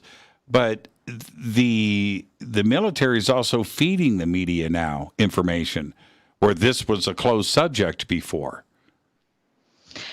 Yeah, well, that's a hard conversation too. Asking why they're doing it. I don't work for the Department of Defense, so I don't know exactly why they're doing it. I can just assume why they might be, but there's pressure there. There's also whistleblowers. People are leaking more information. So I think that when media decides to take a side, I think that they're profiling. And I see this with any outlet, if it could be for Fox or it could be anyone else, that they're profiling who the UFO community might be and who's their target audience and what side do they go on. My fear out of any of this within media, and I've had this conversation with Dave Foley recently on my podcast, is using media and using outlets like that to if it's going to go either left or right into conversation. Right now, politically, UFOs are really in the middle, and it's the first time that's ever happened. I'm scared that either media outlets that decide to go left or right are going to start to polarize the conversation as well. And I'm scared that if we get outlets or anyone else that decides to, then we're going to get extremist groups that are going to attach themselves to that. And then at some point, the media will lose the discredit and will discredit this conversation. So my fear is that that might happen and media might be a part in that, because right now they're kind of just talking about it, but I'm scared that media will polarize it at some place and some time. Yeah, I think we're all afraid of that because right now it's pretty dang comfortable. It is. Right, yeah. right. And I'm mindful of that because that's not always going to stay comfortable. It's great. And if it does, well done. This is the first time I would say almost anything in a topic that everybody could agree on. But we know how humans work, and they don't always work like that. But people, I think, in the community or other people that are mindful of this topic can start having those conversations now so it's less polarized when it happens, or just be mindful to look at what they're reading or what they're watching to see if there's any form of a political or a media agenda around it when it comes to clicks or who these people are or what they're thinking. Because UFOs are not always just going to stay in the middle. I just really don't think they will. You brought up leaks, and last year, June 25th, the UAP Task Force report, of course, was released. We can put the subjects of that report on the table for now. We don't have to go there. But around that release were leaks. Information was getting leaked. Videos were getting leaked. The content of that UAP Task Force report was being leaked. Page counts, what was in there. This was getting leaked in advance of the report, and that can only come from the other side, right? That can only come from the Pentagon or ODNI. Were you surprised to have possible classified information being leaked ahead of the report? No, we see it all the time. It's not, I'm not surprised. Do I know who's leaking it? I have no idea, but I'm not surprised that people are doing it. And I wonder, the question is who are they leaking to? And if it's specific media members, then, why are they specifically leaking it to them? Right. But I'm not shocked. I'm not shocked. And there was another part to this. There wasn't any question about the leaks, right? It wasn't like somebody popped up, a Rubio or Susan Goff said, somebody's leaking this and we need to find out who was leaking this information. Nobody said anything. Were you surprised about that? I'm not surprised. I think with Susan Goff, we've seen a lot of bad communications. No offense, Suzanne, but bad communication errors on her end throughout the Department of Defense. She's not good in having conversations with media. And I've talked about this with Tim McMillan before, where as somebody who, I don't have a background in any form of politics doing PR, but I do follow it personally. My background is lifestyle, entertainment, and consumer brands and business. But I know that when you have transparency and you're talking to your general audience and you're not spinning something and you're having an open conversation with them and you're talking to them and you're answering questions and you're communicating consistently, you're going to build trust. That's how you build trust. That's what people want. And so she doesn't do that very well. And so she'll kind of just come out with a statement, or the DOD will come out with a statement, and then they kind of just back away. But they're told to do that. That's the PR tactics that they're told to do, or communication tactics to do, that are right.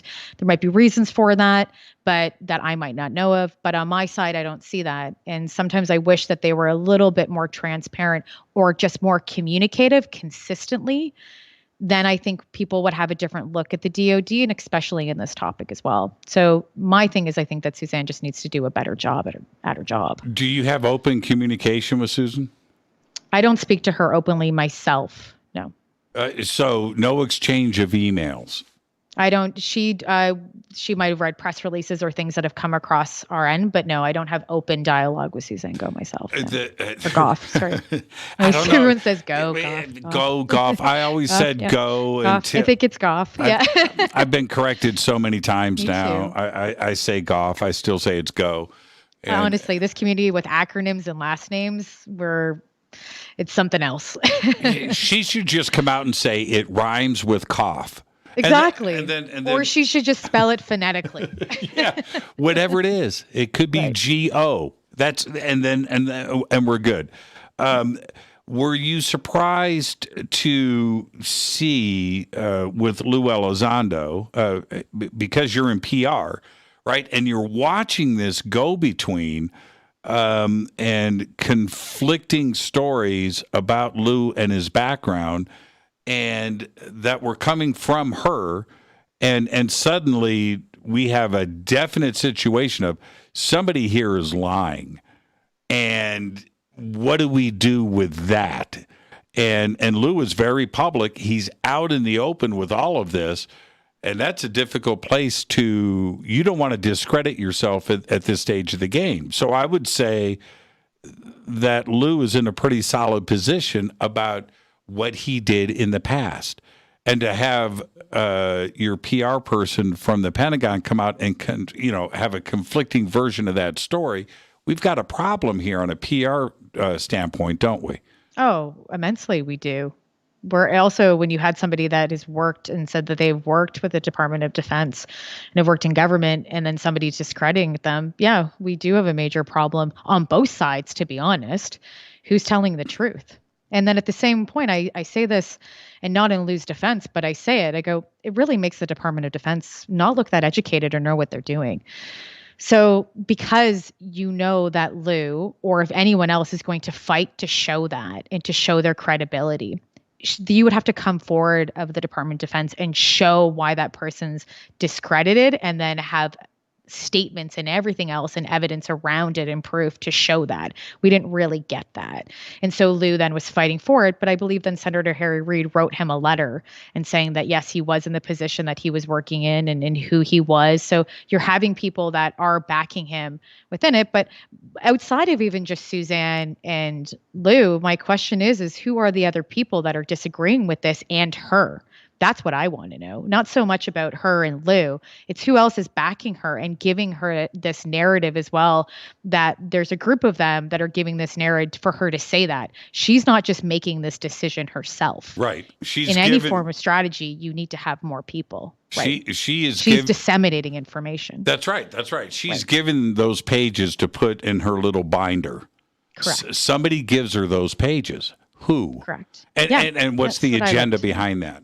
Yes, and that's the question I want to ask and would be more interested in is who are these other people that are staying quiet and are saying, we don't want this conversation to come out about UAPs. Who is that? And who is discrediting? And who are those people? That to me is more interesting than finding out why Susan, making a PR mistake in a blender. Yeah, exactly. And coming off of all of that, which it seemed, looking back on it all now, it's just been a whirlwind, and it hasn't stopped. And I'm talking about the legislation. I'm talking about the creation of task forces, multiple. We have Gillibrand. We have Rubio. We have the new budget, the NDAA for 2022 and beyond, which has had a very big focus on the UAP and UFO issue. Is this all part of disclosure? Is this something that we can anticipate happening in 2022 because of the efforts on Capitol Hill?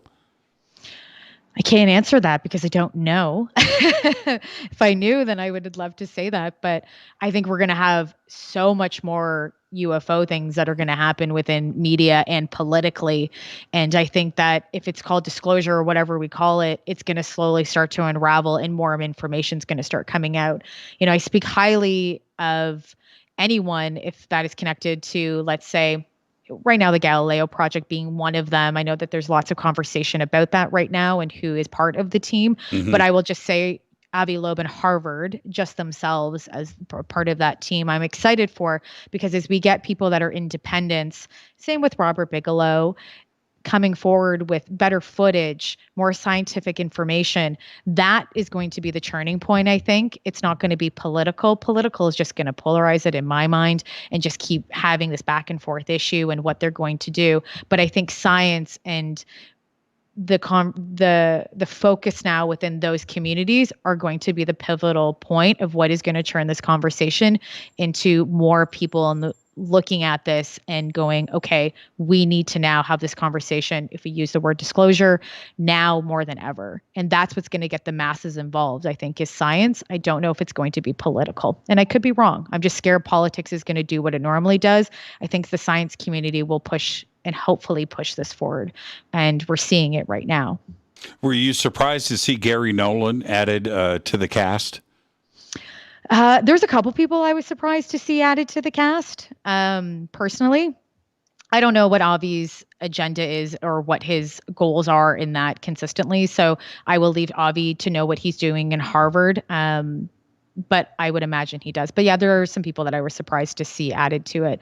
But I'm just glad that Avi and Harvard are doing what they're doing because no one else is doing that. Do you expect that to stay fully independent? I mean, I asked Avi directly. I said, man, have you seen the movie Contact? Right? Have you seen Contact? And are you conscious that you may have something absolutely breaking, a game-changing event, and then the government comes in and runs interference and closes this thing down and takes control of it? Do you expect to stay independent? It's so funny because I asked Avi the same question when I interviewed him. And I asked him the same thing because it was important to me to know that if his information is going to stay private or not, is he going to then give it to the government? And his conversation was, well, no, it's going to be independent. And the other on top of that for me was, how are you going to disseminate this information to the masses? From what I know, I'm forgetting the name now of what scientist and researcher, but SETI has somebody in place to do that. I think I was watching World Science Festival, and one of the speakers that works for SETI, there is somebody in place that will have that conversation. And gosh, I forget his name. I'm sorry.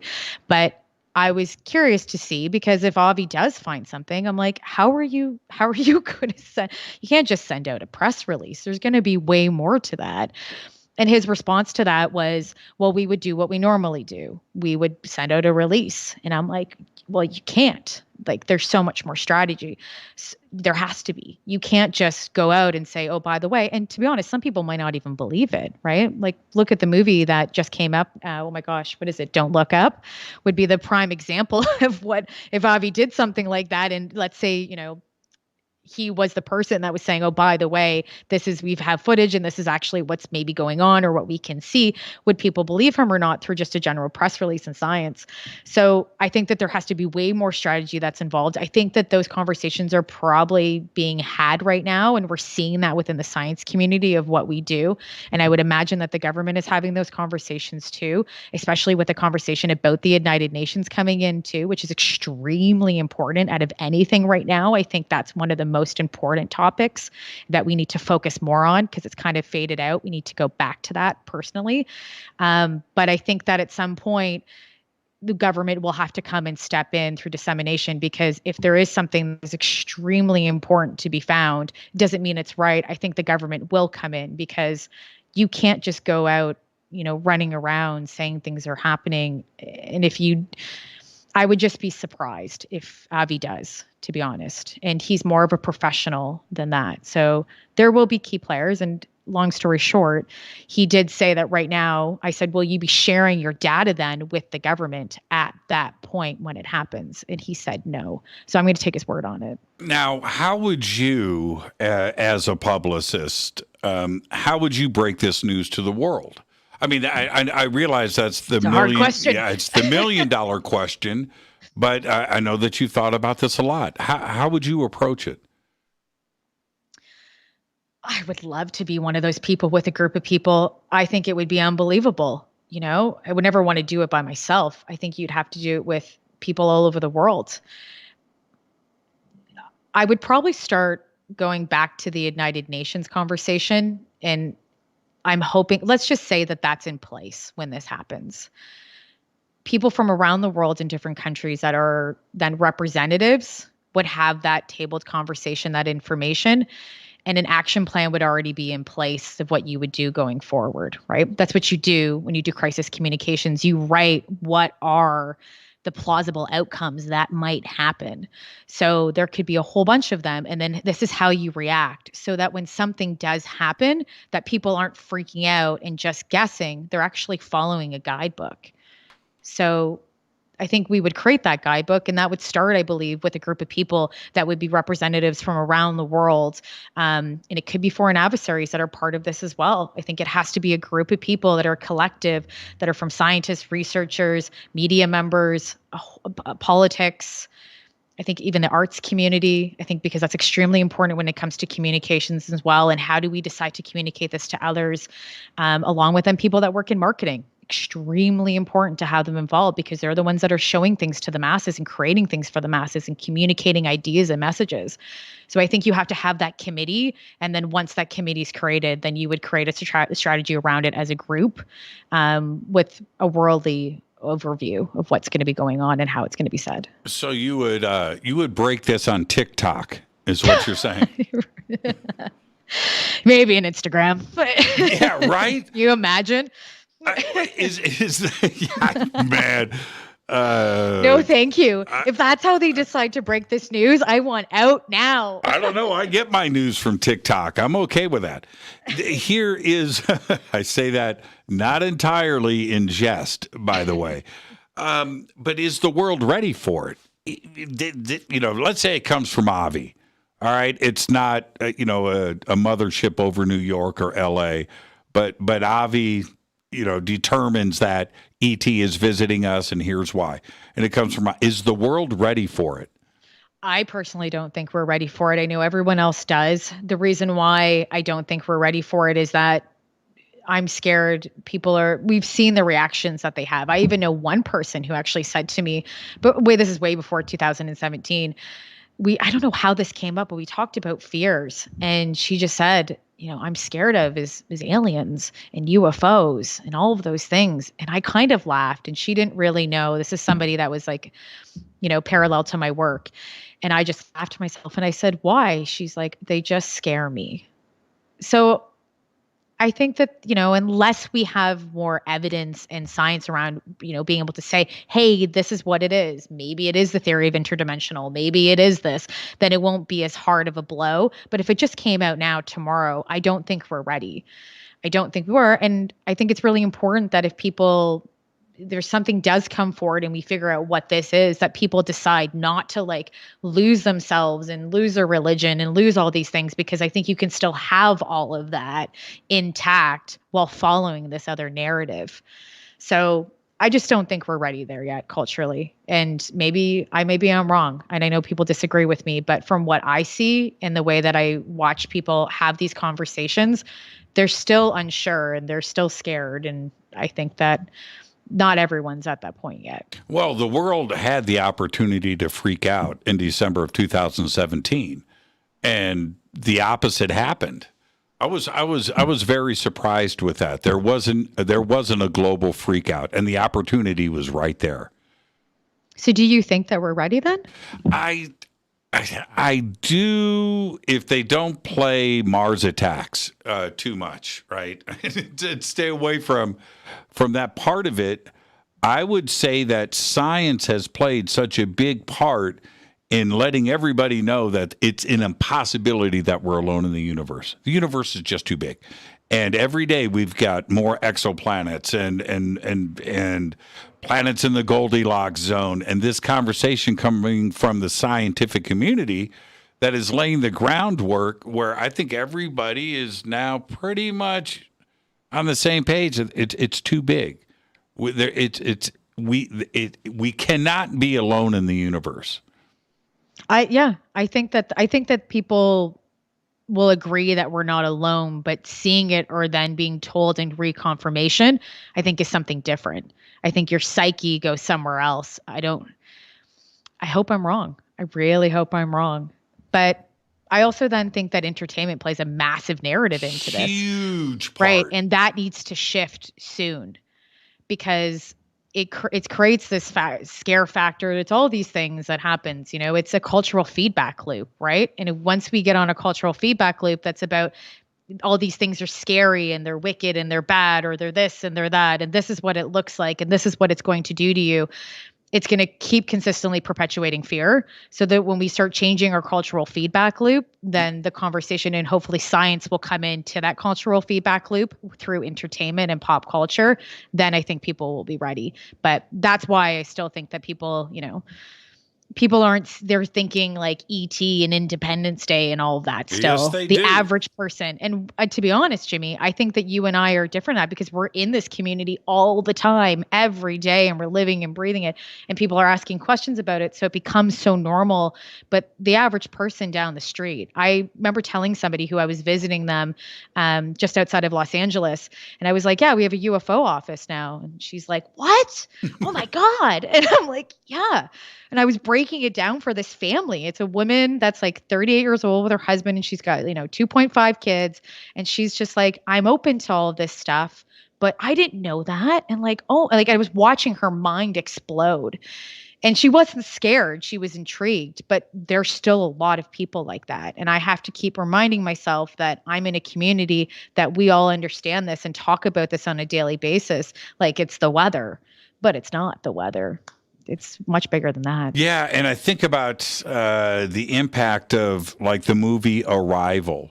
Yes, which Villeneuve is amazing. Yeah, no photon weapons, right? No blowing up cities. And I always felt like that movie was made for a reason. It seemed too technically, too artistically perfect in our message that there was something else there. I still haven't put my finger on it. Our guest tonight, Chrissy Newton, Director of Media and PR for the Debrief.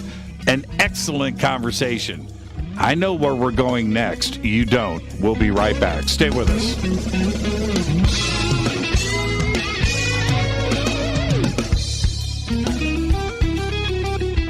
Hi, everybody. This is Rob Halford, the Metal Guard on jimmychurchradio.com. Your 1 million gigawatt paranormal powerhouse, KUNX-DB, VX. Are you ready to read about true paranormal events? UNX Media publishes nonfiction books about UFOs, ghosts and haunted places, time anomalies, cryptid creatures, and more. Just like KUNX-DB Radio, it's all about unexplained phenomena. Visit www.unxmedia.com to see our list of great book titles by Debbie Ziegelmeyer, Gene Walker, Devin Listrom, Wayne Lawrence, Bill Spicer, and yours truly, Margie Kay. That's unxmedia.com. Why is it we're not very good with our health regimen until it's too late? We don't put oil in the car until the engine blows up. When the body's out of balance, your health is not so good. Give your body some love. Log on to getthet.com. That's getthet.com. Try our Life Change Tea, which cleanses you from harmful intruders. A clean colon is one of the ways to bring the body in balance. We also carry organic supplements to help you get where you need to go. So do your body a favor. Log on to getthet.com. That's getthet.com. You can even visit our sales page to save some dough. Does anybody call money dough anymore? Anyway, if you're looking for short, helpful health tips, go to YouTube and punch in Health Matters Now. That's Health Matters Now. So, log on to getthet.com, shop, get balanced, then learn some cool tips at Health Matters Now. You'll be glad you did. That's getthet.com. This is Jimmy Church of Fade to Black, and I only drink Fade to Black blend coffee from River Moon. Just click on the River Moon Coffee banner at jimmychurchradio.com. Promo code F2B Blend. This is the only way forward. This is Fade to Black. Make contact. When you're in the house for longer periods of time, you can see them flying or running across the floor. Ooh, yuck. They're unhealthy, gross, and disgusting. Bugs. I loathe bugs. We keep a clean home, but occasionally bugs show up. Well, I found something that is tougher than bugs. Orange Guard. On contact, it kills hidden bugs, including ants, roaches, and fleas. Plus, Orange Guard is a residual repellent. All of the ingredients of Orange Guard are on the FDA generally recognized as safe list. Orange Guard may be used around food, humans, and pets. It comes with a 30-day money-back guarantee. Orange Guard. Available at orangeguard.com, Whole Foods, and Ace Hardware.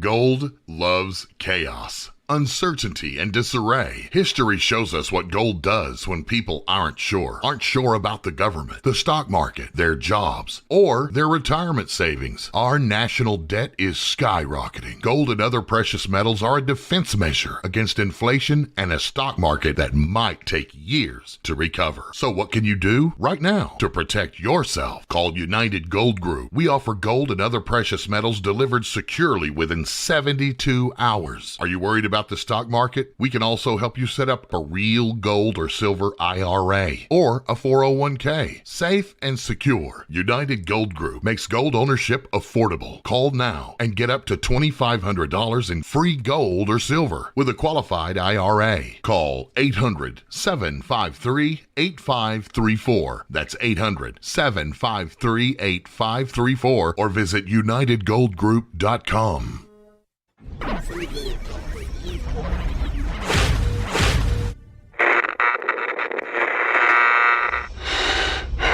You want to know a secret? I love ponies. I really love ponies. I'm serious. I couldn't stay sane without ponies to brush. Why fade to black?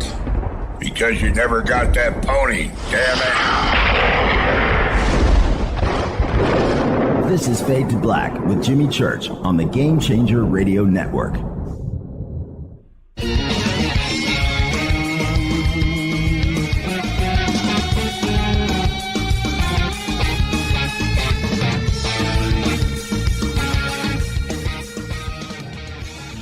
Welcome back. Fade to Black. I am your host, Jimmy Church. Tonight, Chrissy Newton. First-time guest handling her business tonight. Excellent conversation. Excellent conversation. Now, here's. I'm so happy that I have a public relations professional on the show that happens to be dealing with UFOs and UAPs. By the way, I wanted to ask you. You said UAP earlier. As a PR person. Are you a UAP PR person or are you a UFO PR person? My heart is a UFO person. Right. My vernacular is UAP. And is that a professional choice? Yep. Yeah. And I don't think there's anything wrong with terms changing. Lexicons change all the time. They're always ever developing. So I think it's okay that those are evolving. But for sure, it's like the term flying saucer. It's always going to evolve. UAP is just for now. Just give it another X amount of years. We'll have another term too. Now, but also wasn't UAP around the same time? Not as UFO, but it's an older term. It's actually not new. You know what? You know what's really funny? If you go back to the original UFO groups, we had unidentified aerial phenomena was part of the names of some of the original UFO groups going back to the 50s, 60s. So no, it is not completely original. And UAPs, if you go back to the Condon reports, Condine out of the UK, the UAP was all over that. And that was not yesterday. That was quite a while ago. But here's the deal. From a PR standpoint, why did, in your opinion, why did the Pentagon, and certainly Susan Goff, which trickled down into the media, that the word threat was used over and over again? Why take that approach? I think it's the only approach that they know. I think that's the approach that they're taught. I think that's what they've used for many years when they're communicating things. And I think there is a term of what does threat mean? What does the threat mean to the DOD and what does threat mean to the government? That's the question you need to ask. It's not so much of the word threat, but what is it embody when they're using the word and then describing it, because threat can mean many different things. And I think that and this is not justifying them, but I think that when they use that word, it's something that they're using all the time in their lexicon. So for them, it's just a best practice to use something like that. Do they know what they're doing? And when they're using it in the conversation to the general public? For sure. I'm not going to say they don't. How could they not know? Threat doesn't mean something nice. But I think it's our place that we ask the question back to Susan Goff and to the rest of them, what does threat mean to you? And when you talk about threat, how are you applying this? Rather than just assuming, because when we assume, it makes an ass out of you and me. That's right. Well, threat assumes fear, right? And suddenly we have this fear narrative all over this, which goes back to your conversations with your 38-year-old 2.5 friend, where they're afraid. And if you're seeing threat, that UAPs are a threat. They're a threat. They're invading our airspace. We can't do anything. We don't have a defense. This is a threat. Suddenly you have fear, and now you have clicks, right? And exactly. That's how this is playing out from a public relations perspective. Yeah, and media will pick up on that, and they'll use that. And also, I will say, for one thing, journalists know what they're doing, and media members do. And working in a media house of any different size, when stuff comes into the newsroom, it could be anything outside of UFOs. It could be epidemiology. It could be anything into that. You're learning as much as a producer. Your job is to try to communicate it to a host or to whoever it is with notes the best way possible, so it doesn't scare people, or that it is communicated properly and unbiasedly.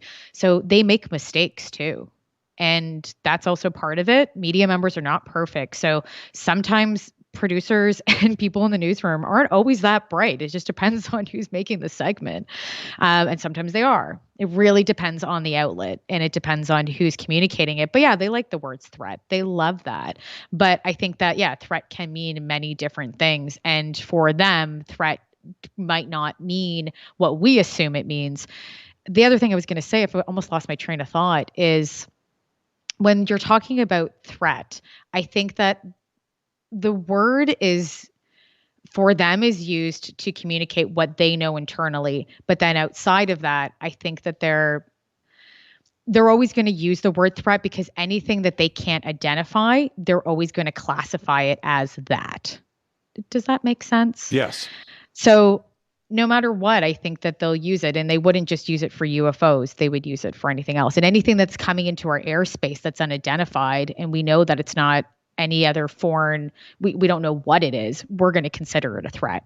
And part of it, I'm very mindful of the words that are used, but I understand why they use it, because they have to consider it a threat. I'd rather American government go, okay, let's be concerned about this, rather than being like, who cares? I'd rather them be more cautious than anything, because it protects everybody when they do that. Okay, this is my take. I want your response. Okay. Birds fly into our airspace all the time.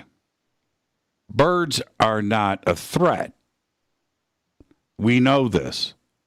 So if UAPs are coming into our airspace and they are labeled as a threat, that implies that the government knows something that they're not telling us. That's the difference. Well, that's a hard comparison, because a bird is identified. A UFO. That's exactly my point. So have they identified these UAPs as a threat, that they know something that they are not telling us? 100% it's plausible. I'm not going to say it's not. For sure. There's for sure that they know more information than they're obviously alluding to the general public. 100%. That's just a given. It's classified information. Do they know that it is a threat to us? I don't know. The reason why I think they use that word is because they don't have other words to use around it. And my understanding of the lexicons and the vernacular within the DoD aren't as high as they probably should be. And that's me learning as I go along, as well as I go into this journey of what that is. Because, Tim McMillan said one of the best things for me, and, he's so bright in so many ways. When I asked him about what other research I should be reading, and I was like, maybe I should read some other UFO books that I haven't read before. And he was like, no, you need to start reading stuff that's around politics and other things around the UFO community. And I was like, that is very smart. And that was one of the first things he told me about a year ago when I first got into the debrief. Because I was like, that makes sense. You want to understand policy more. You want to ask better questions. So do the research and inform yourselves in other areas. So my job with that said is to learn better lexicons that are coming through government. And what do they mean, especially in the DoD and through intelligence? Why are they using them? And what do they mean? And lexicons change all the time. And to be honest, the DoD does not have very friendly lexicons. A lot of things are fallacies. Those things are obviously going to change. Lots of sexual innuendos. They're not very forward thinking. They're sexist in many ways.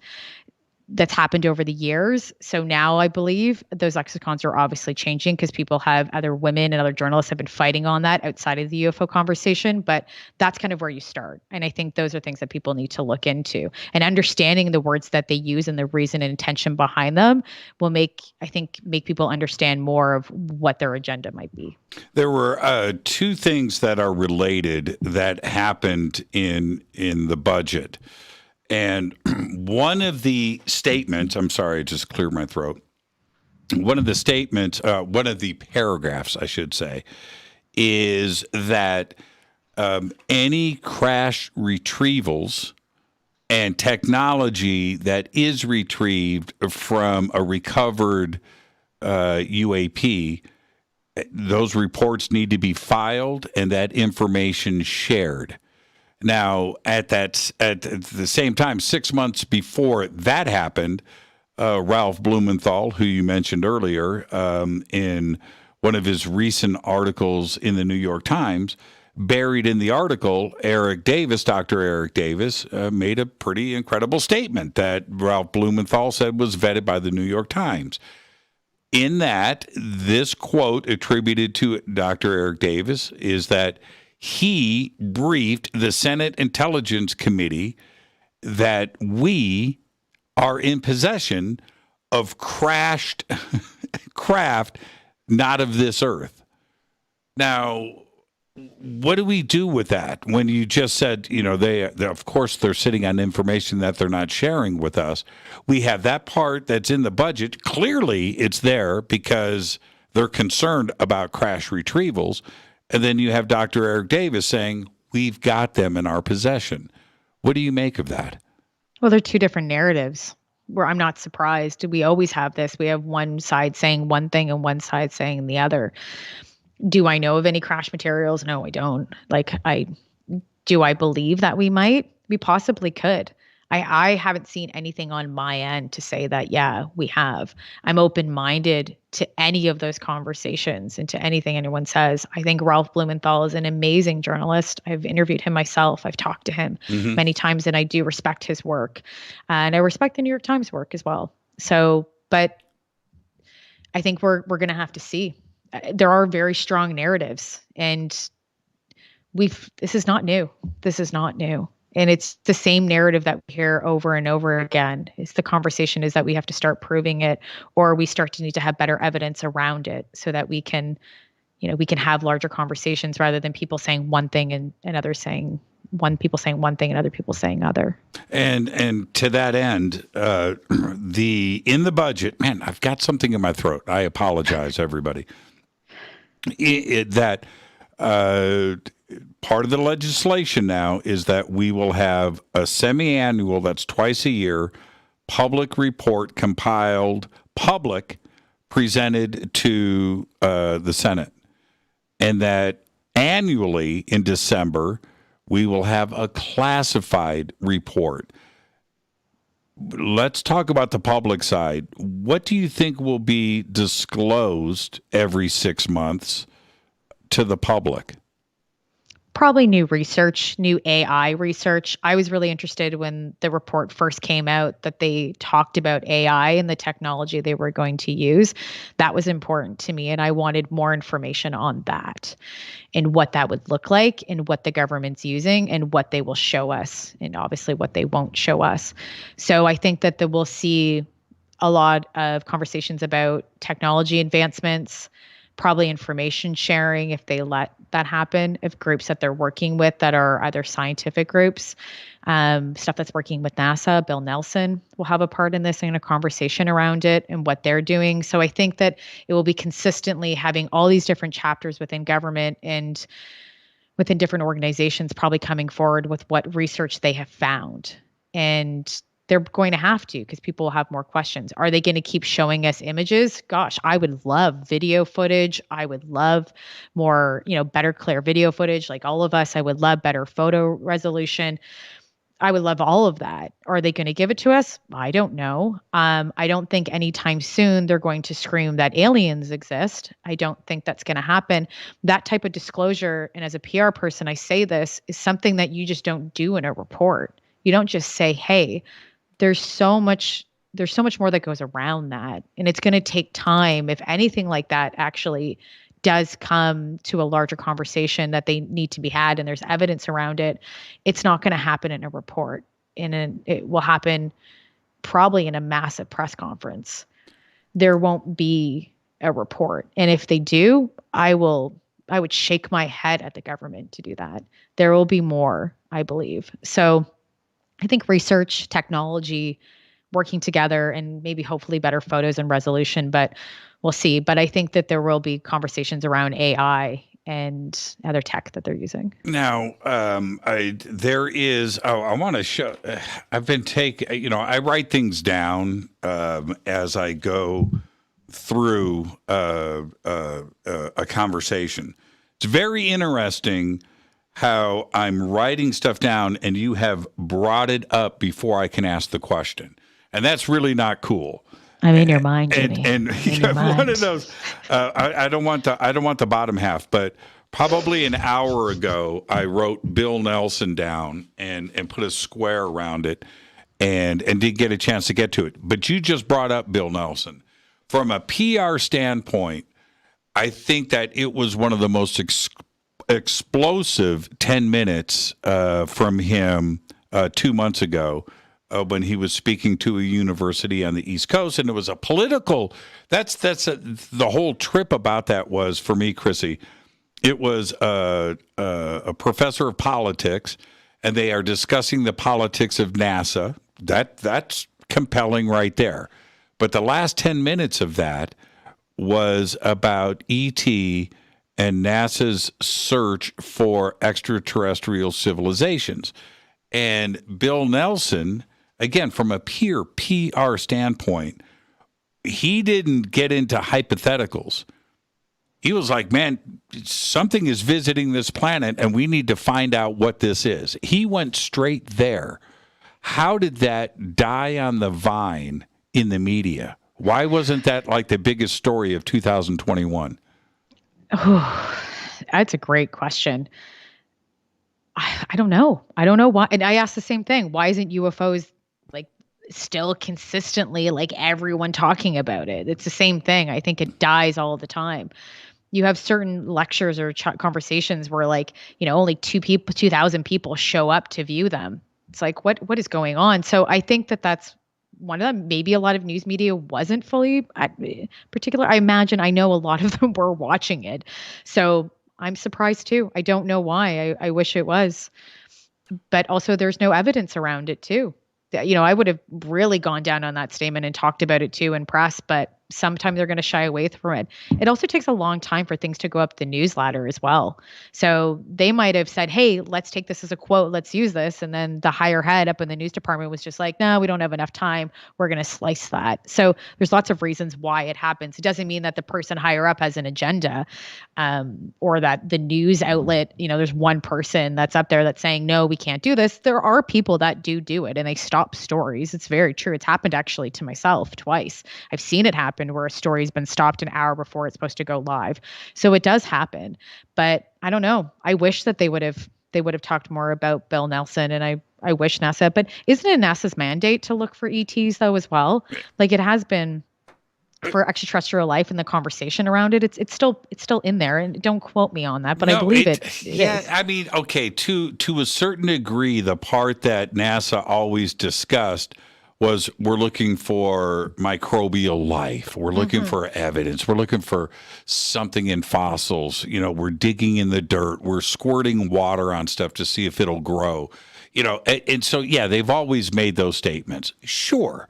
Bill Nelson took it way beyond that. And just like you brought up the United Nations, just like those quotes from Ronald Reagan's speech at the United Nations about aliens and bringing the world together, that is one of the most compelling and repeated sound bites out there. I love it. It's part of the intro to Fade to Black. Those statements from Bill Nelson, I think, hold the same weight, have the same weight. And that should have been a soundbite out there in the media, and it didn't catch. I was blown away by that, Chrissy. Yeah, I am too. I agree with that. I think that sometimes things hit or miss. Question is then who is deciding to not do it, and then why? I would like to know why certain outlets that are at least large broadcast outlets said no, that they weren't going to do that piece. There might be a reason to it too. There's also not many journalists that, as we know, that can speak about UFOs in this topic very well. There's not many. It's generally our community that probably should all be doing journalism for it, to be honest, because our community does a way better job of it. And let's be honest, news media looks to our community now. They never did before. And that's something that I love about this switch, is that instead of laughing at us now, they're going, okay, we need to partner with you now because you know more than we do. And we don't have the time or the resources. And it takes longer for us to get things up the news chain. And so I think that they're looking at us now as a resource. And the best thing that I think the UFO community can do when it comes to seeding information to mainstream media, I obviously don't agree with just, sending stuff to tips emails and random things. You really need to have a case when you're talking to a journalist and understand how to speak to them, but you need to give them lead time. And I think that's really important that our community doesn't understand yet, is that you can't just assume that media is going to pick up something right away all the time. It takes a long time for things to get approved. So if you do have information or things that you want to get out, you need to give them sometimes a month or even 2 months, depending on what the story is, so that they're able to push it through the ladder. Because it's not because the ladder's saying, oh, we don't want to talk to this and we have agenda.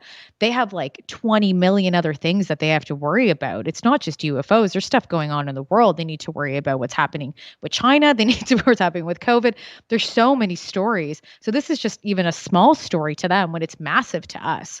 So the more time that you give an outlet, if it's print, if it's broadcast, which is radio or television, if it's even a podcast, give them time and give them good evidence to be and go to the right journalist to be able to push it up the ladder. Then you'll have a story that's told properly. Now, speaking of a story that's told properly, Chris Plain was on the show a couple of weeks ago, and he had the runs of the mouth.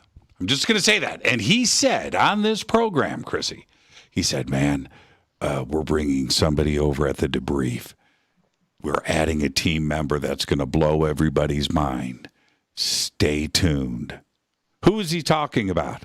I can't tell you that. You know that.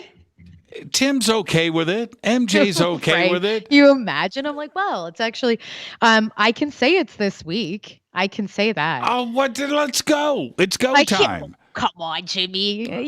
You know I know Who's better going to than be that. upset? Who's going to be upset?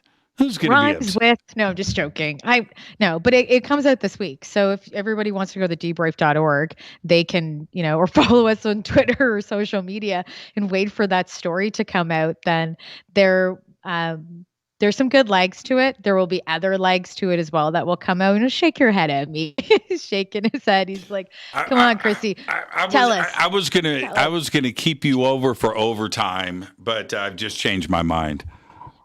Just changed my mind. I mean, see, conversation done. But but why not though? I mean, as a publicist and letting us know right now on the air, suddenly you've got a breaking story, then it's going to be confirmed on the Debrief, and you guys are off to the races. So why not? Who is it? Yeah, because it's our story to tell. And also the people that are connected to this story has agreed that everything's under embargo. So when you have an embargo, you can't breach your embargo. I can't even breach my own embargo. I've told everybody else the embargo. It's not like I can breach my own. Okay. All right. Well, This week. I have a private email with a name in it. Can I say the name out loud? Sure, if you want to say it. All right, we're heading to overtime next. Our guest tonight, Chrissy Newton, Director of Media and PR for the Debrief. We're going to go into overtime, and we're going to have some fun when we come back. We'll take the serious hat off, and I've got some other things that we're going to discuss. So stay right there, Chrissy. This is Fade to Black. I'm your host, Jimmy Church. Great night on the show. I want to remind everybody, tomorrow night I have Marco. Check this out, though. All first-time guests this week here on Fade to Black. Tomorrow night, Marco Vigato. I'm your host, Jimmy Church. We'll be right back. Stay with us.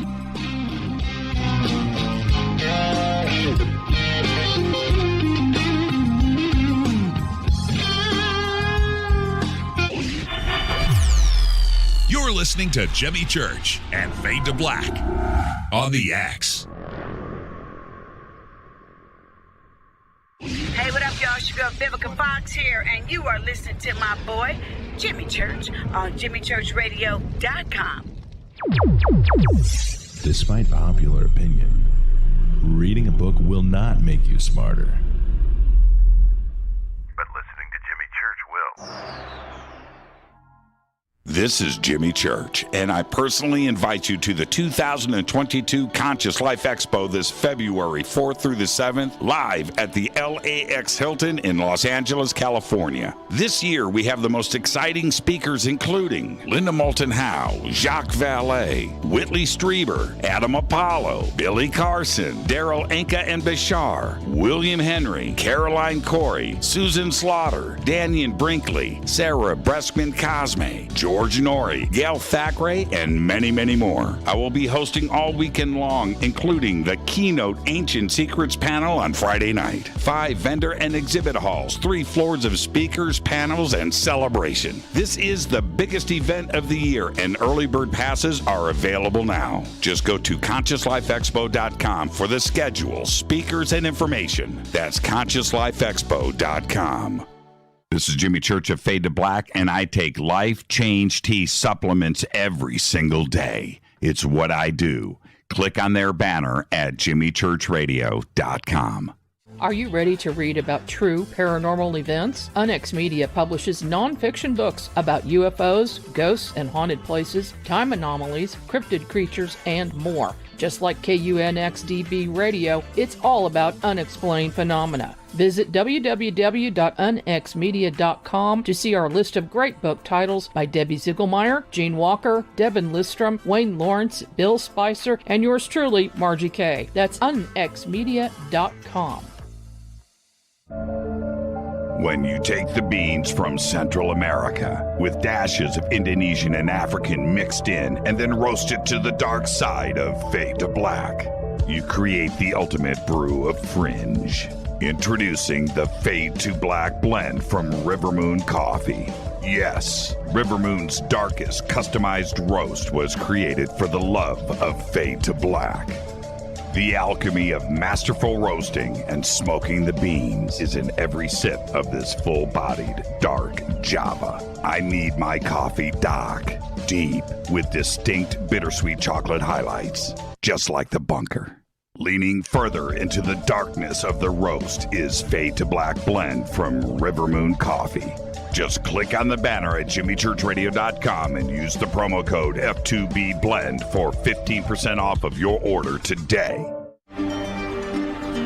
This is Billy Carson with ForbiddenKnowledge.tv. Forbidden Knowledge TV has just reached its 1-year anniversary. That's right, 1 year. And as a show of appreciation, we are giving all new subscribers a free 30-day trial of ForbiddenKnowledge.tv. That's 30 days to binge watch thousands of movies, documentaries, conferences, workshops, lectures, yoga classes, meditation courses, and so much more. So log on to ForbiddenKnowledge.tv from your computer or mobile device, or get the Forbidden Knowledge TV app on Apple TV, Roku, Amazon, iTunes, or Google Play today, and use coupon code 30daysfree. That's coupon code 30 days free on ForbiddenKnowledge.tv today. Are you intrigued by Paranormal Talk Radio? You'll love the new Paranormal Radio app from TalkStream Live. You'll find a great selection of talk shows covering UFOs, ghosts, strange phenomena, and much more. Download the Paranormal Radio app now and start listening to the very best in paranormal talk entertainment, including the network you're listening to right now, the Paranormal Radio app, free in Google Play and the iOS App Store. This is Kristen, Erica, Brittany, Gabby, and you're listening to JamieChurchRadio.com. It's not a lifestyle we chose. We were born this way. This is KJCR at JimmyChurchRadio.com.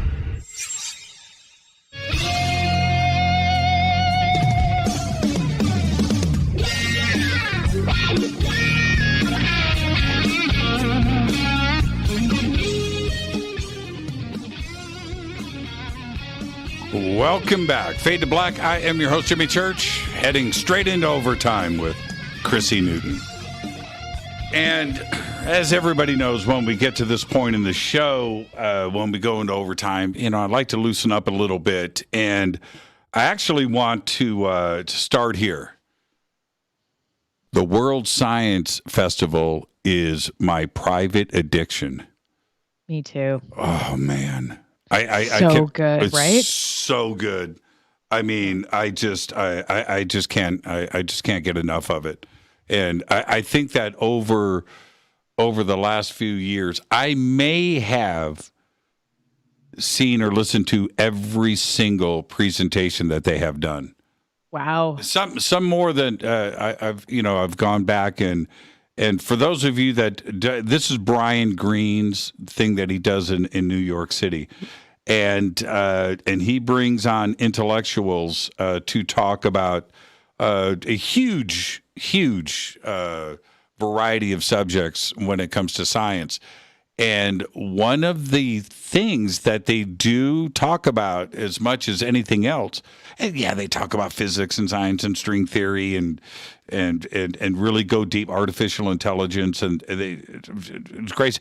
But they have been talking a lot about contact and extraterrestrial life, and it's very interesting to see these academics, get on stage. Some are journalists, it's not necessarily all academics and PhDs, but they're not afraid to talk about this subject at the World Science Festival, are they? No, I love it. And I think that's it makes it so compelling. And I think a lot of people, these are the right people having the right conversations too. The one thing, again, I guess I'll go back to mainstream media. The World Science Festival is doing roundtables. I love academic roundtables, and I want to see more of that in entertainment and news media. I want to see political roundtable conversations about extraterrestrials, about the concept of extraterrestrials, about UFOs. I want to see that. Like, technically, I'd love to see a UFO network, but one could hope. But I would love to see them having it staged like political roundtable discussions, because that's where we're at right now. And those are huge audiences that they have. Oh yeah, man, yeah. That is just. And if you haven't checked it out, it's an easy search. World Science Festival. Just go. Years and years of stuff. The only issue that I have, and it's they're too short, right? They're too short. They'll have 6 people on the stage or whatever, and 2 hours to get through these subjects. And I think they should be 4 hours. It's almost too short, but just amazing. I can't get enough of it. Okay, now my next question though is, don't laugh. I look at the Debrief, Chrissy, as being young, hip, and fresh. Okay, everybody at the Debrief is much younger than I am, right? And there seems to be, and of course, I could even bring up, Christina Gomez, and the approach to the way that you guys convey this knowledge and information and break these stories. I think that you guys have a focus on the generations or 2 or 3 that are behind me. Am I wrong? Is that a focus for you guys? Is that your approach? And does it just become naturally to you because of everybody's collective ages?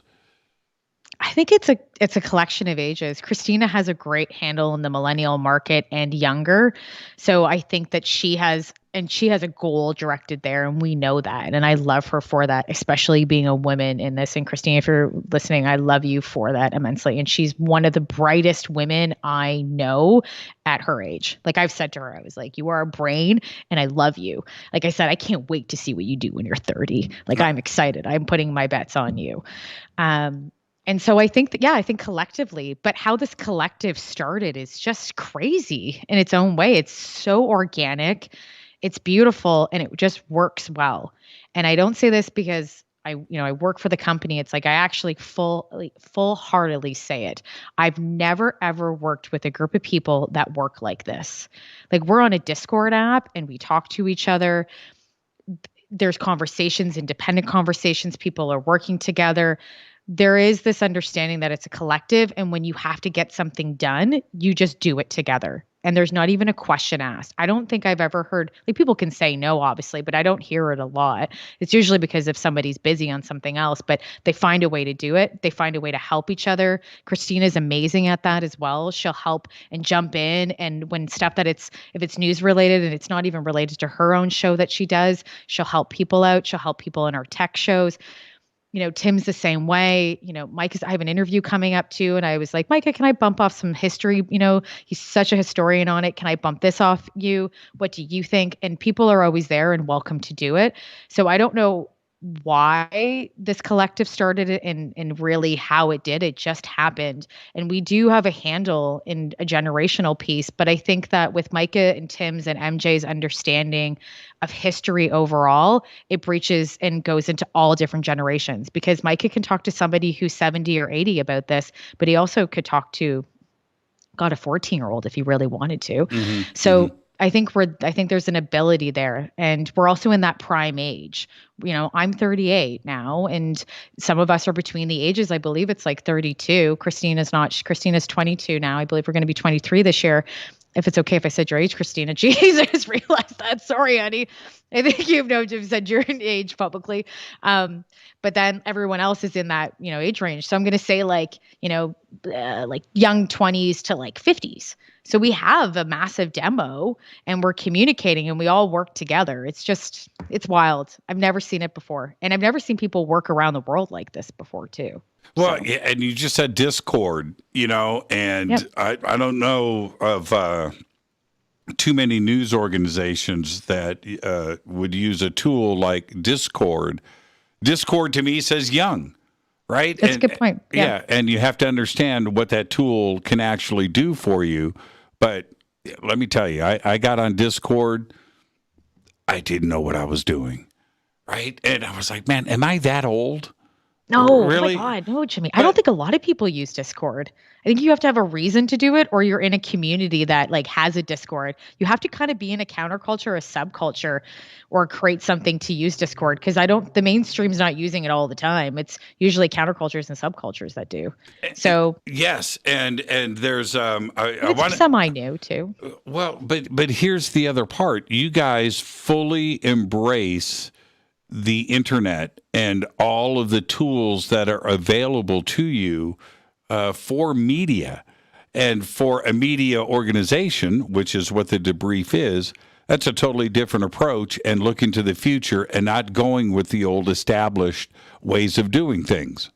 Totally. And I think we have no choice too, right? We have to embrace technology because we live all over the world. And we're a startup company. It's not like we have mass amounts of budgets to buy all these tools. We have to use what's readily available to us that could be free or, less expensive, and to find ways of communication. If we were buying all this stuff, we just wouldn't be able to run the organization because we're still new. We're still a startup news company that's growing now. It's only been a year old. So, and it's been an unbelievable year. Like for me, it's been a year at the end of this month now, but it started in November of last year. And so like it's been unbelievable watching this and watching it grow so fast. I've never seen this either. So being part of it is exciting. And also we have to use the tools. We have no choice. So we have to find ways that we're able to communicate with each other effectively. And Discord's just that for us. I'm like, it works. But we've gone through multiple things outside of Discord. We've gone through other apps and Signal, all these conversation things. Discord just worked for us because our organization was growing and we needed to bring people in instead of just always paying to bring people in. So Discord was just available for us. So, and there's so many ways that organizations do this. And we're not the only one. I've seen tons of, organizations use all these types of apps too. So now the James Webb Space Telescope is now in position. It's unfurled. It's unfolded. They're testing the systems. Exciting. Yeah, I know, right? It actually went off without a hitch, right? Well, at least everything that we know, right? Everything has been smooth. But this is an opportunity. Its job is to look at, well, not only the age of the universe, and that's great that it can peer back another 20% further in that 13.8 billion years. That's one part of it. But its main focus is to look at atmospheres and other exoplanets and search for extraterrestrial life. Do you think that may be one of the breaking stories in the next 6 months when they fire that thing up, that something's about to happen? Oh, I would love that. I don't think it's going to be in 6 months, but I would love for it to be. It would be one of the. Well, again, it's science then proving, which I think is fabulous, and we need more of that because we're getting people who don't believe in this, what's happening right now, or just want to see more evidence that will point towards it. But oh my God, I'm forgetting the rover's name that landed. Perseverance. Thank you, Perseverance. I was going to say Ingenuity. That's the helicopter. But Perseverance is the same conversation too. When that was going off, I remember going, oh my God, here we go. Like this is what we're waiting for. Like this is what everybody's been waiting for. It is way more exciting to watch stuff that's happening in science and happening in space than like what sci-fi is giving us now personally, I think that will be. And I think that news media and everybody else will start picking this up immensely once more stuff's coming back. I don't think it's going to be in 6 months, but it will be some point. We'll start getting more information, and it's going to be amazing. Like, remember when Voyager came back with images? I wasn't around at the time, but I remember it's one of my favorite documentaries with Voyager. I believe it was on Netflix. I think I've watched it like 6 or 7 times because I love Voyager so much. I actually like it more than the moon landings personally, and people are going to hiss at me at that one, but I just love Voyager, and that's the moment that I think we're going to have with James Webb as well. And I'm really excited to see the images. I'm excited to see the data, everything. We're just lucky that we're going to be around when all this starts coming out. Another story broke today, and I know that you caught it. We haven't discussed it yet. But, fast radio bursts and radio signals, it seems like we're getting another press release on this nearly every single day. It's happening all over the place. Well, this press release came out a couple of days ago that an anomaly 4,000 light years away, 3 times an hour for about a minute, is releasing this radio burst, and nobody knows what this object is. There's a lot of speculation, but it's never been seen like this before. And then Uri Geller comes out today and says, prepare for an alien invasion. This is communication that aliens are having, and expect something very soon. Is Uri ahead of his skis? I don't know about that. We've had bursts happen before. And they happen all the time, yes. Yeah, exactly. So I wouldn't say that. We'll end up proving what it was or figure it out at some point, or it will stop. But I don't. I'm just not. It's so funny because my narrative has probably changed over the years. I shouldn't say it. It probably has. It has changed over the years. As I've learned more and I read more and I investigate more, my concepts of aliens and what I feel that what I thought maybe earlier in contact is very different than what I feel now. How has that changed? From research, just research.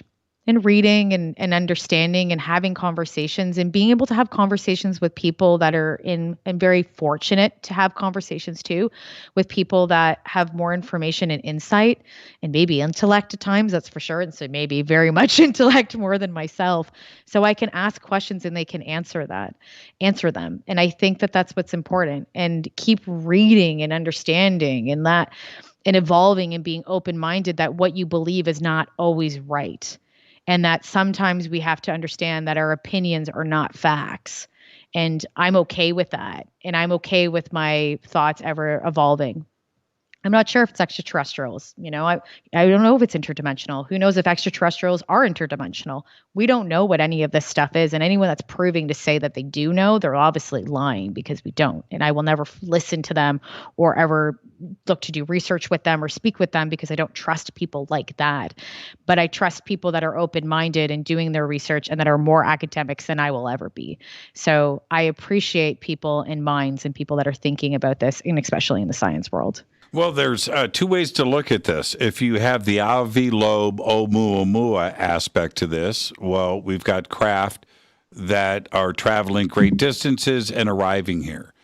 And that is a tough one. Now, although I agree with Avi that Oumuamua may be unnatural. Okay, all right, that's a big reach. but I'm okay with that. But the other side of it is space is big. Yeah. Right? It is the distances to travel.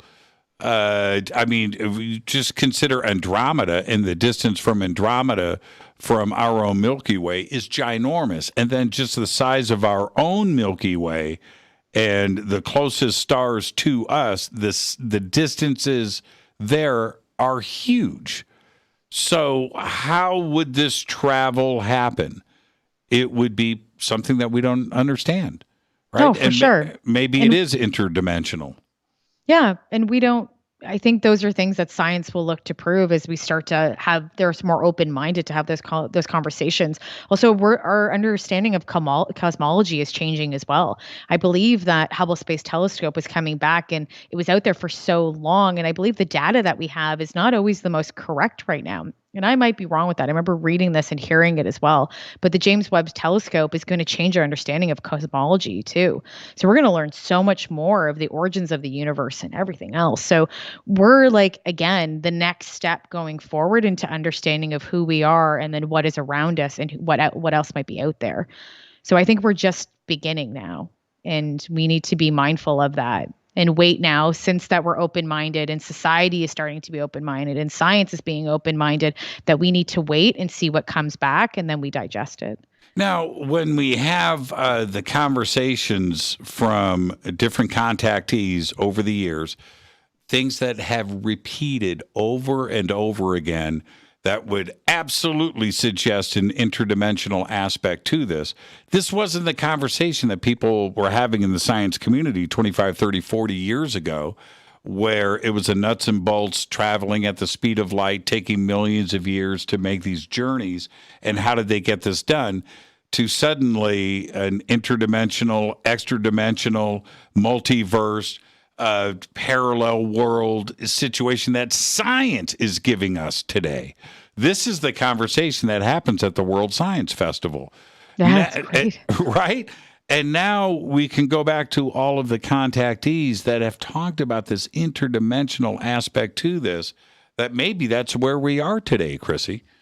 Yeah, I think that this subgroup, and I'll use it as a counterculture group of people that are abductees or any form of contact, they have their own community, and that is thriving, and it's starting to move into this subculture that's moving into a mainstream. They have apps and communities that they're part of. They're right. more, they don't feel as ridiculed. There's more vocal. So there is a place there. And I will never tell anybody who's had contact or any form of trauma or anything else that they're lying or that they're not right or that they're crazy. I don't know what that is. And anyone who does, I have an issue with that too. What we need to do is stop blaming each other and pointing and ridiculing that. We just need to start proving things and just start, going forward and researching more and being open to be able to do that within all communities in science and working together, and then coming to a point that if it is extraterrestrial, it's interdimensional, or it's actually in our mind, right? It could be all of these things. So we need to be able to come to a point where we're like, okay, let's just stop pointing fingers and let science and those communities start working together. Then we'll get somewhere. Yeah, I'm so excited for somebody like E.T. lands. They come down and we're waiting for those first words, and they go, "Where's Travis Walton? He just wanted to say hello." And he right. He needs that. Okay, now in the short time that we have left, have you seen the triangle pic? The triangle pic? The now infamous triangle pic that went around the security agencies, and the conversation. I had a long conversation with everybody from the Debrief about this. I've seen some, and I might be wrong on what photo we're speaking to, but I have seen some photos that I can talk to that might be, that's not in the Debrief, but have been said that they're fake.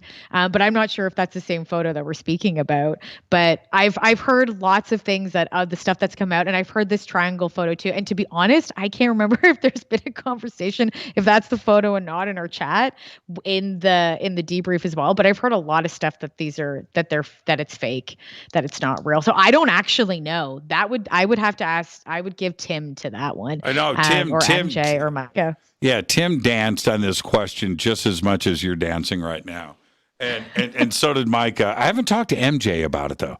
Okay, so what was in the fake photograph? Are you saying you saw the fake one? I don't know if it's the right photograph that we're speaking about. That's what I want to know. What was? I'm gonna pass. I'm passing, Jimmy. Because I don't want to say something in case I actually haven't seen what we're talking about.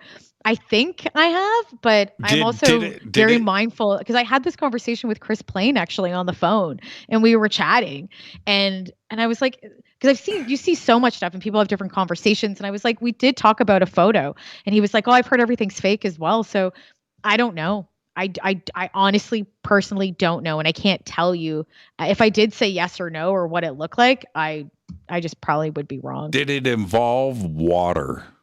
I'm not going to talk about it, Jimmy.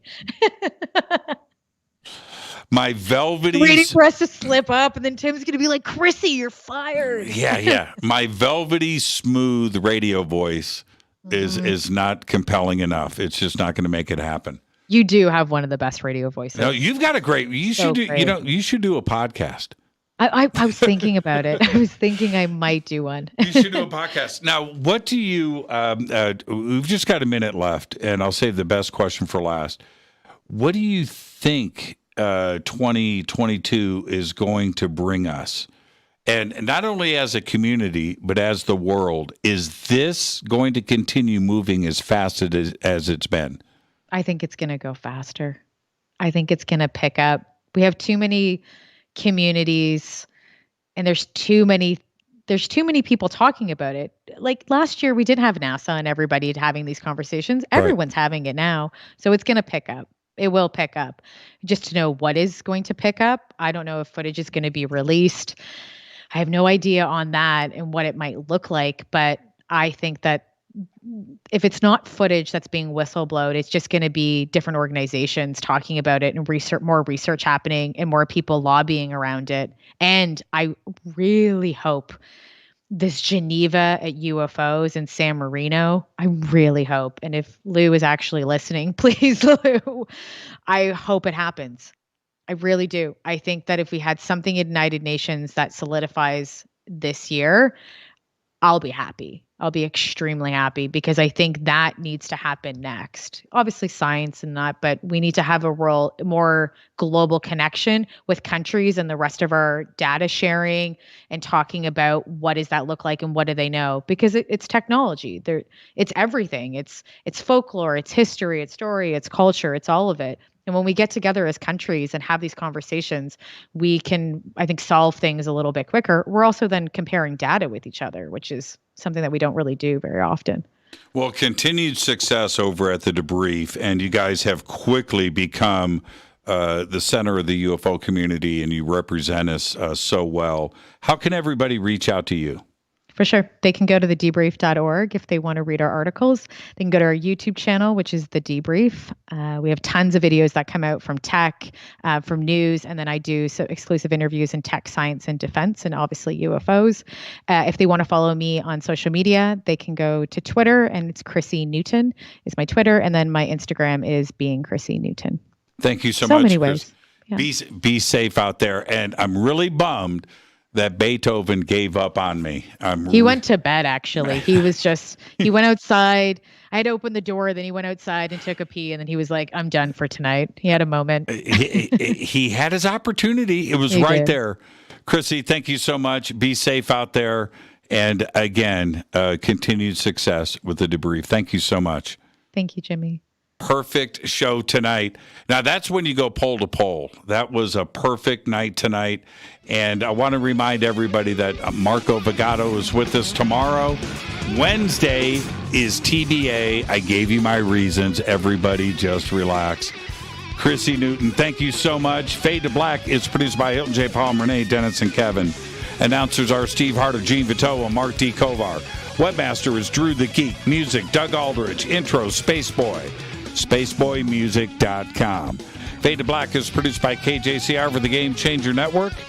This broadcast is owned and copyrighted 2022 by Fade to Black and the Game Changer Network, Inc. It cannot be rebroadcast, downloaded, copied, or used anywhere in the known universe without written permission from Fade to Black and the Game Changer Network. I'm your host, Jimmy Church. Until tomorrow night with Marco Vigato, I want everybody to be safe It's time to fade to black.